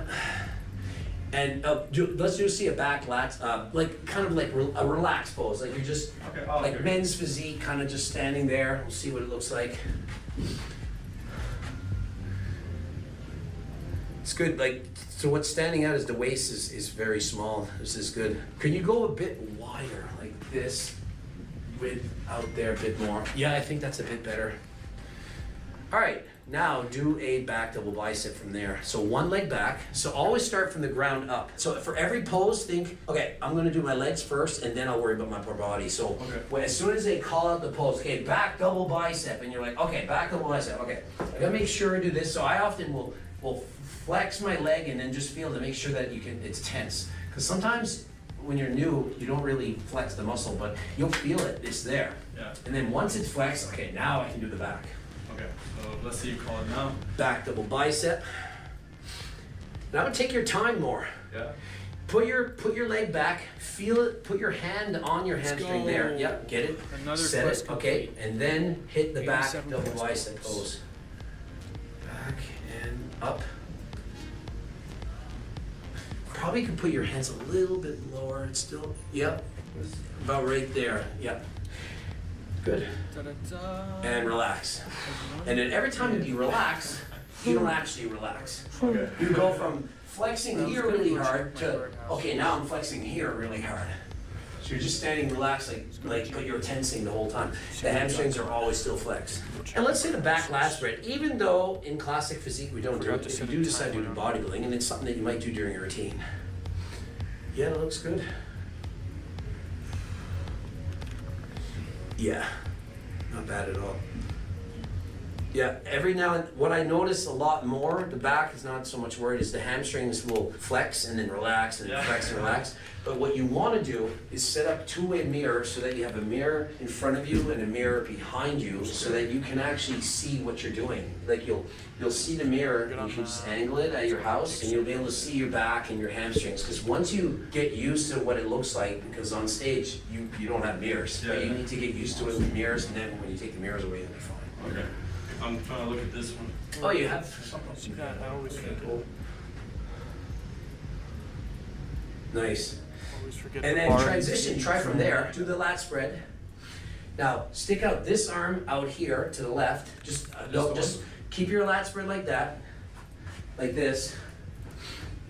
And then just do one arm like that, and then do the other arm like that. And then you can try going up like this, and then a circle like that. Then you're getting all the transitions. So when you turn to the rear, you can start with a lat spread and then do one arm up and do like a back, and then the other arm up for a back, and then the Z's pose or the spin around pose, the bone arrow pose, and you basically have all the different poses all from the back all at the same time. And with the mirror in practice, you'll get used to whatever is your favorite kind of transition. Like everyone's different. Like some people like their bone arrow pose more than the other, and it's just like you get used to it. I might not like this pose. You're like, I don't like that pose. But if it's something you like, you just do it. Lost Tribe. Oh, this one, I like this one. From the front, it definitely looks good. You could always be like this, and you could always. Yeah. And depending on different guys, like Lee Priest could do this. I mean, you see the size of his forms, it wouldn't look good on me. But, depending on the guy. Let's try a thigh and abdominal. And before we do the thigh and abdominal, we're going to do the vacuum. So, let's see how, blow out all your air.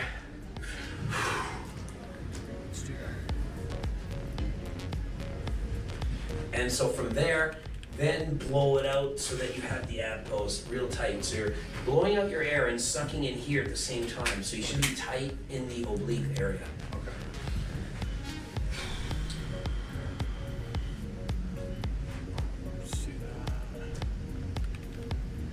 Now I like the abdominal pose more for you than the vacuum. But if you want to do a vacuum, potentially try a vacuum bicep pose. Like a front double bicep like this.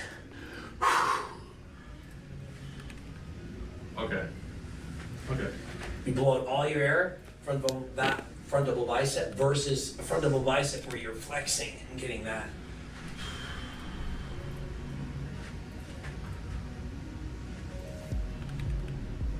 Bit higher the arms there.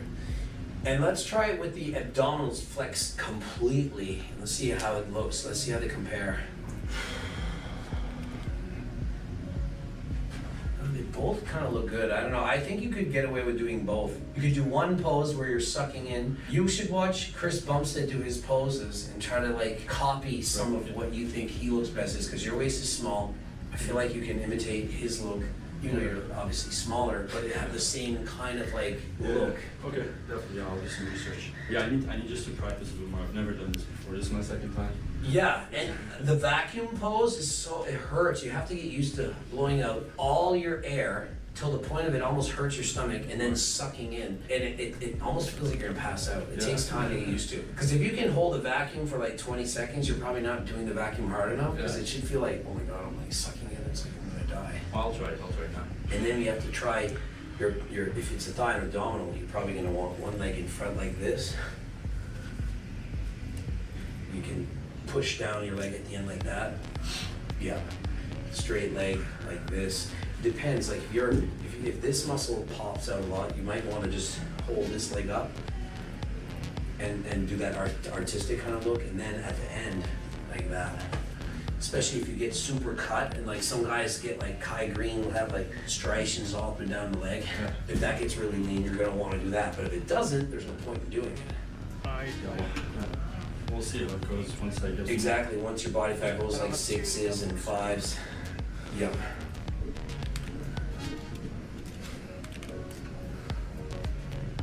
That looks good though. Yeah. All right, transitioning to, let's do the side chest. Okay. So side chest, you always start from the ground up again. So you'll be in the front like this, and then they'll be like, okay, side chest, and you always do the best side. So you might have a better side, this side or this side. Probably this one, yeah. So whatever side's better, you're gonna start by flexing down and flexing the calves.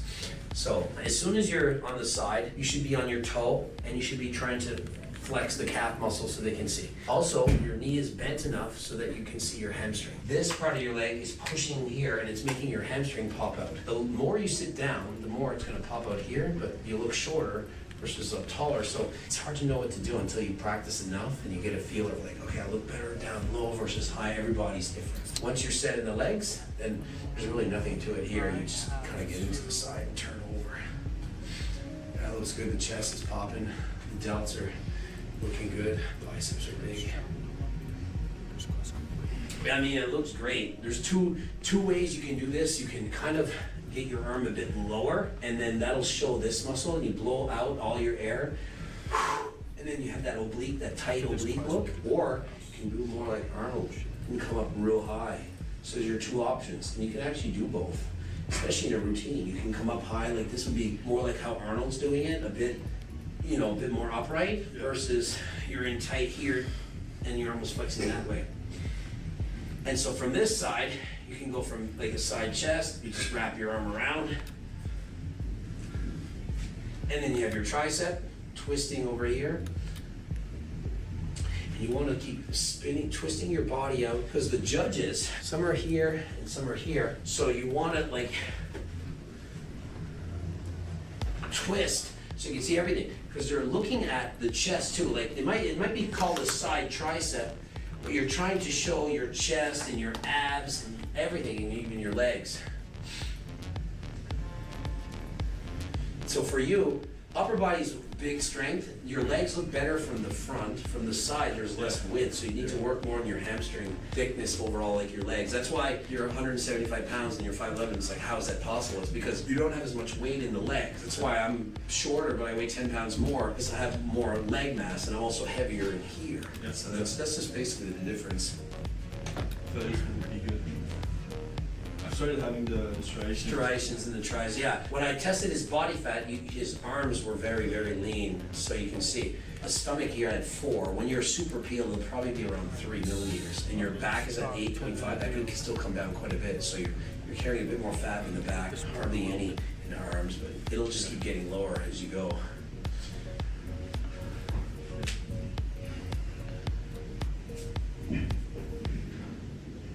And in case you're wondering, if he competed looking like this, he probably would, no one would say, oh, you're off, you're bad. Like you're lean enough that if the competition were tomorrow, you would still probably win, in my opinion. Against, in a natural show, probably still win. But it doesn't mean you can't try more. But like, no one would say, oh, you suck, you didn't diet. They'd be like, okay, this is a good look. Like most people at the show, at a natural show, will not be this. Okay. Like the average person is, a lot of times they're at 9-10% body fat, so. Yeah, I still have a couple weeks to go. I think, how much do you think we could get to? The lowest I could get to? 5s. Okay. I think that realistically you'll be that lean. Like the leaner you get, the crazier it'll look. Like every percent, when you're like 20%, you go to 19, you almost don't notice it. But when you're 7 to 6, it's crazy. Yeah. And 6 to 5 and 5 to 4, it's like holy. It's ridiculous. And every percent leaner gets that much harder. The leaner you get, the hungrier you get, and you have no energy in the gym. Would you say that your energy is good, or have you noticed a drop off? Like, are you getting weaker? For now, it's fine. Yeah, yesterday I did my push day. I was doing incline bench, and I was doing dumbbells. Went for like 125 each side, and usually I do like maybe 6 reps. I managed to get 8, so I'm somehow getting stronger sometimes. I just make sure I'm having carbs before my workout, and then I don't eat for the whole day, and I just eat at the ends protein. Just to get my calories. And so another thing to be careful of is dieting. The leaner you get, the more likely you are to be injured. And so when you're doing sets of 6 and now it's 8, I would recommend to go to 10. And just to be more and more cautious, the leaner you are, the more dry you become, especially like peak week, you have to just keep saying, I don't really want to get injured. Like the muscles don't get bigger when you can't train them. Yeah. So it's safer as you diet down to go with lighter weights for higher reps. And then when you're in the off season, like maybe at 12% body fat, that's when you can push like the really heavy weights and not really worry about getting injured. Yeah, I'll make sure next time I go like maybe to a bit lower and do more reps. But it's fine. So far I haven't seen like any energy issues. I just make sure I'm fasting because if I eat throughout the day, I'm gonna go to bed hungry. So yeah, it's definitely this way. Yeah, everybody's different. Like some people function better through intermittent fasting. Some people do better by eating like 10 meals a day. In the end, all that really matters is calories in, calories out. Like if you're eating 1,800 to 2,000 calories a day and he's 175 pounds, he has this much muscle, it's obviously a deficit and he's losing weight. You can see he's 7.7%. He doesn't need to diet quite that hard because the competitions aren't coming up. If you had a show in 2 weeks, I'd say, okay, we probably need to push it. Maybe we'll do 3 hours cardio a day to get shredded. But with so many weeks coming, no big deal. He can just kind of cruise in. It's easy. Because what were you at the start? At your heaviest body fat, what did you guess you were like? 14 maybe? Yeah, probably 14, yeah. It was when I was 189, probably like around 14, yeah. So his fattest off-season kind of bulk is still under 15% body fat. That's why when it comes down to dieting, it's so much easier. That's why I really recommend if you're a bodybuilder, try not to go above 15% body fat. I mean, you can, say you're 20%, but then you're dieting for so long and it really becomes a nightmare. And the longer you get used to being at, say, 12%, the easier, it almost becomes a normal feeling. Like, I mean, I'm old, 48, but I feel normal at my body fat is around 8%. I feel normal like this, but when I was younger, like in my 30s, I would have felt like garbage at 8%. I had to be like 12. So the older you get and the longer you've been at a certain body fat, your body kind of acclimatizes to almost, it just gets used to it and you can handle it. Yeah, I would say I'm that, I feel like maybe the reason why I'm not this, I don't feel really bad right now. I've always been around this body fat, like maybe 7, probably a bit more, maybe 10. Yeah. So I'm feeling good for now. Maybe once it gets lower, maybe 6, 5. Now I'm gonna start having like some energy issues. Yeah, the last 3 weeks usually is when you really start suffering, when you're like, okay, I don't like this too much. And then at that point you have to start saying, is it worth dieting much more to do the show? And it depends on the level you're at. If you're going for a pro card or trying to win a pro bodybuilding competition, it's like, okay, I gotta keep pushing it. But if you're just doing your first show, there's no reason to kill yourself. Yeah, no, I'll push it regardless. I wanna win. He definitely sounds like he's motivated. The diet sounds like it's on point. His body fat percentage is really low. Still got 2 months to get ready for this competition, and so I think everything is on point. And so this is what you want to see. You don't want to have to rush into it. So many people at this point from a competition, they might hire me for a show, and I'm like, how are you doing a show in 8 weeks? Like they don't even look like they've ever been on a diet. But when you're at this body fat percentage this far out, it's really easy. In case you want to follow this guy's journey, Hussein Farhat, follow him on Instagram, follow him on YouTube as well. We'll let you know how he's doing as he prepares for his first ever bodybuilding competition. If you're interested in supplements, Turk Builder and GO2 Max, you haven't even tried these things yet. Never, not yet. And so he looks like this whenever he's using that. Imagine with that, Turk Builder gives you so much more energy. You can just train hard in the gym, which is great when you're dieting because you're like, oh, you feel like garbage and you just have that extra boost. And GO2 Max is great for cardio, and so hopefully he'll give that a try and we'll see what happens. So if you're interested in these supplements, click the link in the description, code Greg, 15% off. And until next time, we're out.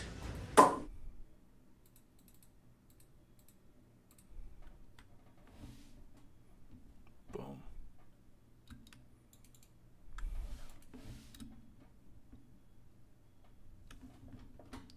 Lethal.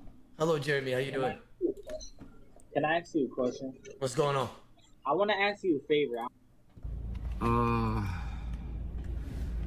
Alright, this is day 2 of quitting Kratom cold turkey.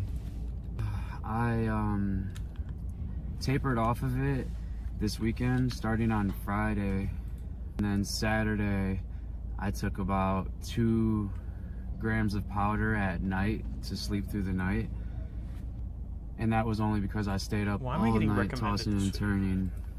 And I tried to make it through the next day, Saturday, and I once again gave in, and that time I probably only did 1.5 teaspoons of the powder, just enough to let myself sleep. Then Sunday night I wrestled through the entire night, and those days before come on. Sunday, That's Friday so and Saturday, bullshit, I didn't bro. take any throughout the day, and then just That's took some the little bullshit. stuff at night. So Sunday night was the first night that I went cold turkey. It was a really rough night, to the point where I had to call off work the next day. I was sweating, but I was freezing. My muscles were cramping. Like, my body was so tired that I wanted to fall asleep, but my body wouldn't let me get comfortable. I couldn't sit still. I had to, about every 45 minutes, just get up and like run the bathtub on like hot water and just like put my feet in and just kind of like let my hands run through the hot water. I've been like religiously taking ibuprofen, like no more than 6 a day. I was taking Kratom for like 2 years straight. It's been a whole process for me because I was also drinking alcohol heavily. I actually quit drinking alcohol last September. It was just a huge step for me in the right direction. And I've been taking Kratom for years, and I've attempted to quit it before. And last time I had such a bad body reaction because I was using the powder, and I was using, I don't even know how many grams of powder a day, but it got me so constipated and my stomach so rock hard. I was having such bad problems. I went and got like an ultrasound and all this crazy scary shit. I knew that it was really messing me up consuming that much amount of powder, so I went to the liquid, whatever the fuck you call that shit, liquid extract, like some fucking vanilla extract or some shit. And that shit is potent as fuck, but I do have to say that like the withdrawals that I was feeling from the powders are way more extreme than the one, like the withdrawals from the powder is way more extreme than the withdrawals from the liquid extract. I don't know if it's just because like there's more shit to get out of your body, because that shit like sticks in your intestines, and it just like, it seems to take forever for all of that bullshit to get out, and just and then I feel like that time I actually threw up. This time I haven't thrown up. Have had fucking, you know what I'm saying, I've had very upset stomach. This morning, like, cause last night I was like, I've had to call off 2 days in a row, Monday and Tuesday. Today's Wednesday, and I finally got back to work. Like, it was so bad wrestling through the night, just like through the night, that my elbows became all raw. I was like going crazy thinking like, do I have to go to a fucking rehab? Like, I'm gonna go fucking crazy. Like, I can't sit still, I can't get comfortable, I can't find the right temperature. Like, shit is fucking insane. And I look up on Google, I'm like, is there any type of home remedies? Is there anything that can kind of help aid with this? Every fucking thing just says, you need recovery. Do not do this alone. My dumb ass, I'm fucking just doing it all by myself, laying in bed with just a gallon of water, fucking sleep medicine, ibuprofen, fucking NyQuil, fucking...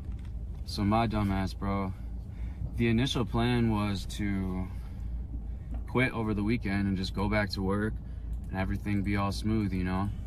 But the withdrawals, because I've been tapering for a while, trying to taper for that, like, that week upcoming to the weekend. My plan was just to quit on the weekend, but it was just so intense that I had to call off work. I was like, either I go back to work and continue the path that I'm on, just pick up that dumbass bottle of liquid extract and just get back to my routine, or I just sit through this for a couple days and just get fucking healthy. I was bedridden. Like, I drive a car at my job, so there was like no way that I could have been here. When you're on Kratom, same as like when you're on Vicodins or the Perky Yerkies, like your eyes get dilated. You get like pupils, right? They get like real tiny, little like needle eyes. And so your body isn't processing light correctly. So like for the first 2 days, I had to have my curtains down. Like in my room, I had to have fucking no sunlight. Like my LED lights, my fucking TV, everything was like burning my soul. It literally felt like I was like a demon and I was like being put into heaven. Like all of the light was shining on me, and it was like, since I'm a demon, it hurt me. You know what I mean? Like the light was physically hurting me, bro. Can't even explain it. And it was like I had to just accept it. I had to just keep fighting it, bro. I was in full addiction. So do I think that it could be a plant that could be helpful to people? Like, I honestly, if people ever ask me about Kratom, I'm like, it's like a powerful pain reliever. So if you like fucking break your leg, or you fucking are literally like fucking, you have cancer, or you're fucking sick or something, bro, then yes, I honestly think that that's a better solution than like pain pills and going down that route. It's honestly, like the withdrawals that I felt, it wasn't much different though. It really wasn't much different than being addicted to like Percocet. When you're taking that much like liquid extract every day, like fucking that fully sedated, and doing it for 2 years in a row. So I got my ass to work today, and I don't know how, because I got like no sleep, but I've been like Powerated and Gatorated up, mad Powerade. Over the weekend I had a weed brownie. Been eating grapefruit and bananas. Keep you fucking updated, motherfuckers. Shit, this fucking sucks, bro. And to anybody that's like in addiction and knows what I'm talking about, like whether it's like opiates or Kratom or fucking heroin, honestly, dude, I would fucking put it in that whole ass fucking group. Like, my heart feels for you, and just know that it just takes like one day at a time. I mean, fuck, I'm on day 2, and that's all I can say is just one day, one more day. Because I had one full night of no powder, because I had a little bit of powder left in my cupboard. And I went one full day, and then the second night was getting so bad again that I almost gave in. And I was like, motherfucker, no, you called off work for this shit. Like, this is your time to fucking battle this shit. Let's fucking go, you know what I'm saying? So I went to the store, dragged my ass up there. Also, something about like drastic temperatures, because when you're taking like Perky Yerkies or all that shit, or if you're taking Kratom, like, you guys know what I'm saying, when you take that shit, it like gives your body like a little burning sensation, you know what I'm saying? And it kind of like fucks with your body temperature. So when you stop taking that shit, your body temperature is all fucked up. So like the first few nights, every fucking like hour and a half, I had to keep going back and forth to the fucking bathtub, filling it up, just maybe sitting in it or putting my feet in it, and just like feeling that hot ass water. And then like also like after that, maybe get like feeling the cold. Like at work today in the morning, it was really cold, and that cold sensation seemed to like help take over all of my anxiety I was having, all the depressing thoughts, all the muscle aches and all that shit. 10:06, it's lunchtime. I got myself some vegetarian lasagna, or vegan, I don't know, and sweet potatoes. Sweet potatoes are really good. That's like really hearty. It's kind of like what my body's craving, is like those sweet potatoes feel really healthy. I've been here since 4:30 in the morning, been up since 3, but I was already rolling around before that. So 10:07, I get off at 1 to 1:30, halfway through the day. Let's go. It is 11:57. I get off in about an hour to an hour and a half. I'm really dragging. I ate way too much for how not good I feel, and the light is starting to affect me. My muscles are starting to get antsy. I'm just trying to stay relaxed, but you know, I got some sunglasses because I was like, you know, I'm gonna be prepared, and it's probably gonna be sensitive to my eyes, and so I should bring my sunglasses, and that'll definitely keep, you know, me from being overstimulated. But didn't bring them, so that's awesome. So almost done with this fucking shit.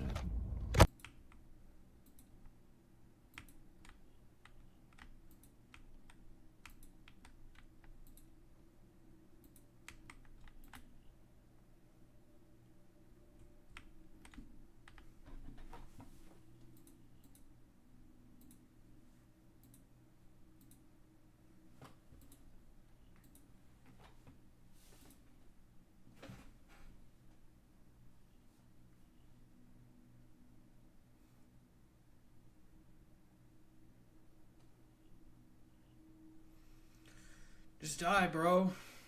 It's your time to die.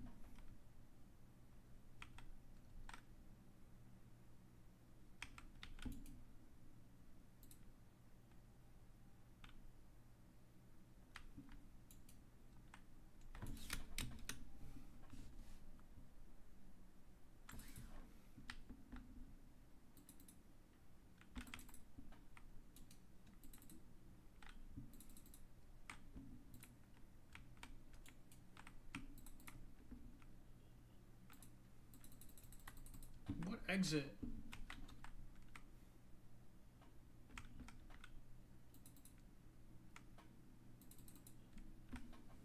Why don't you just say leave the area from where you came from?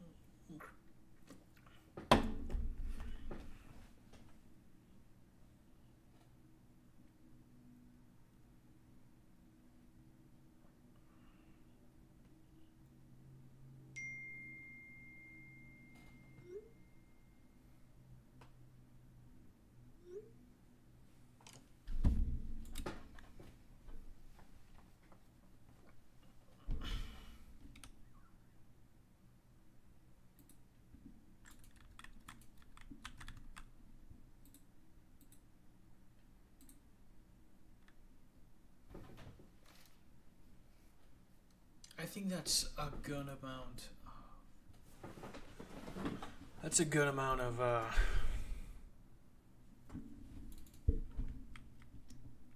content that I just finished up. Let's go do a birdhouse run. 13 range, nice.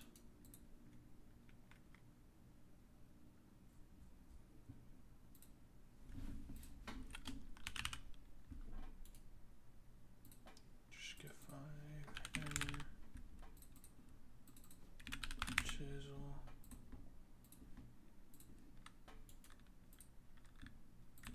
seeds. Not forgetting those again. Hammer.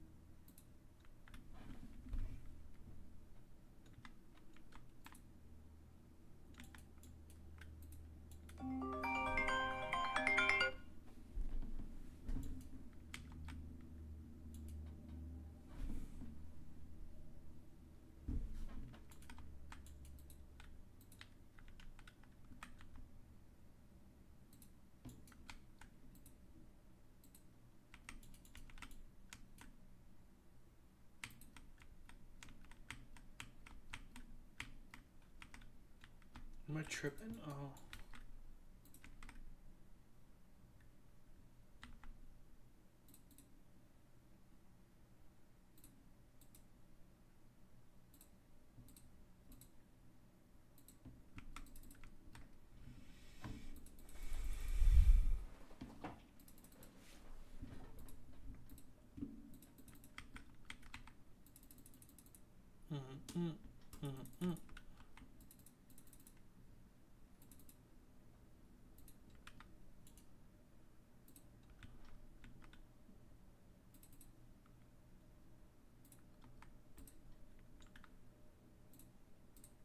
Boom.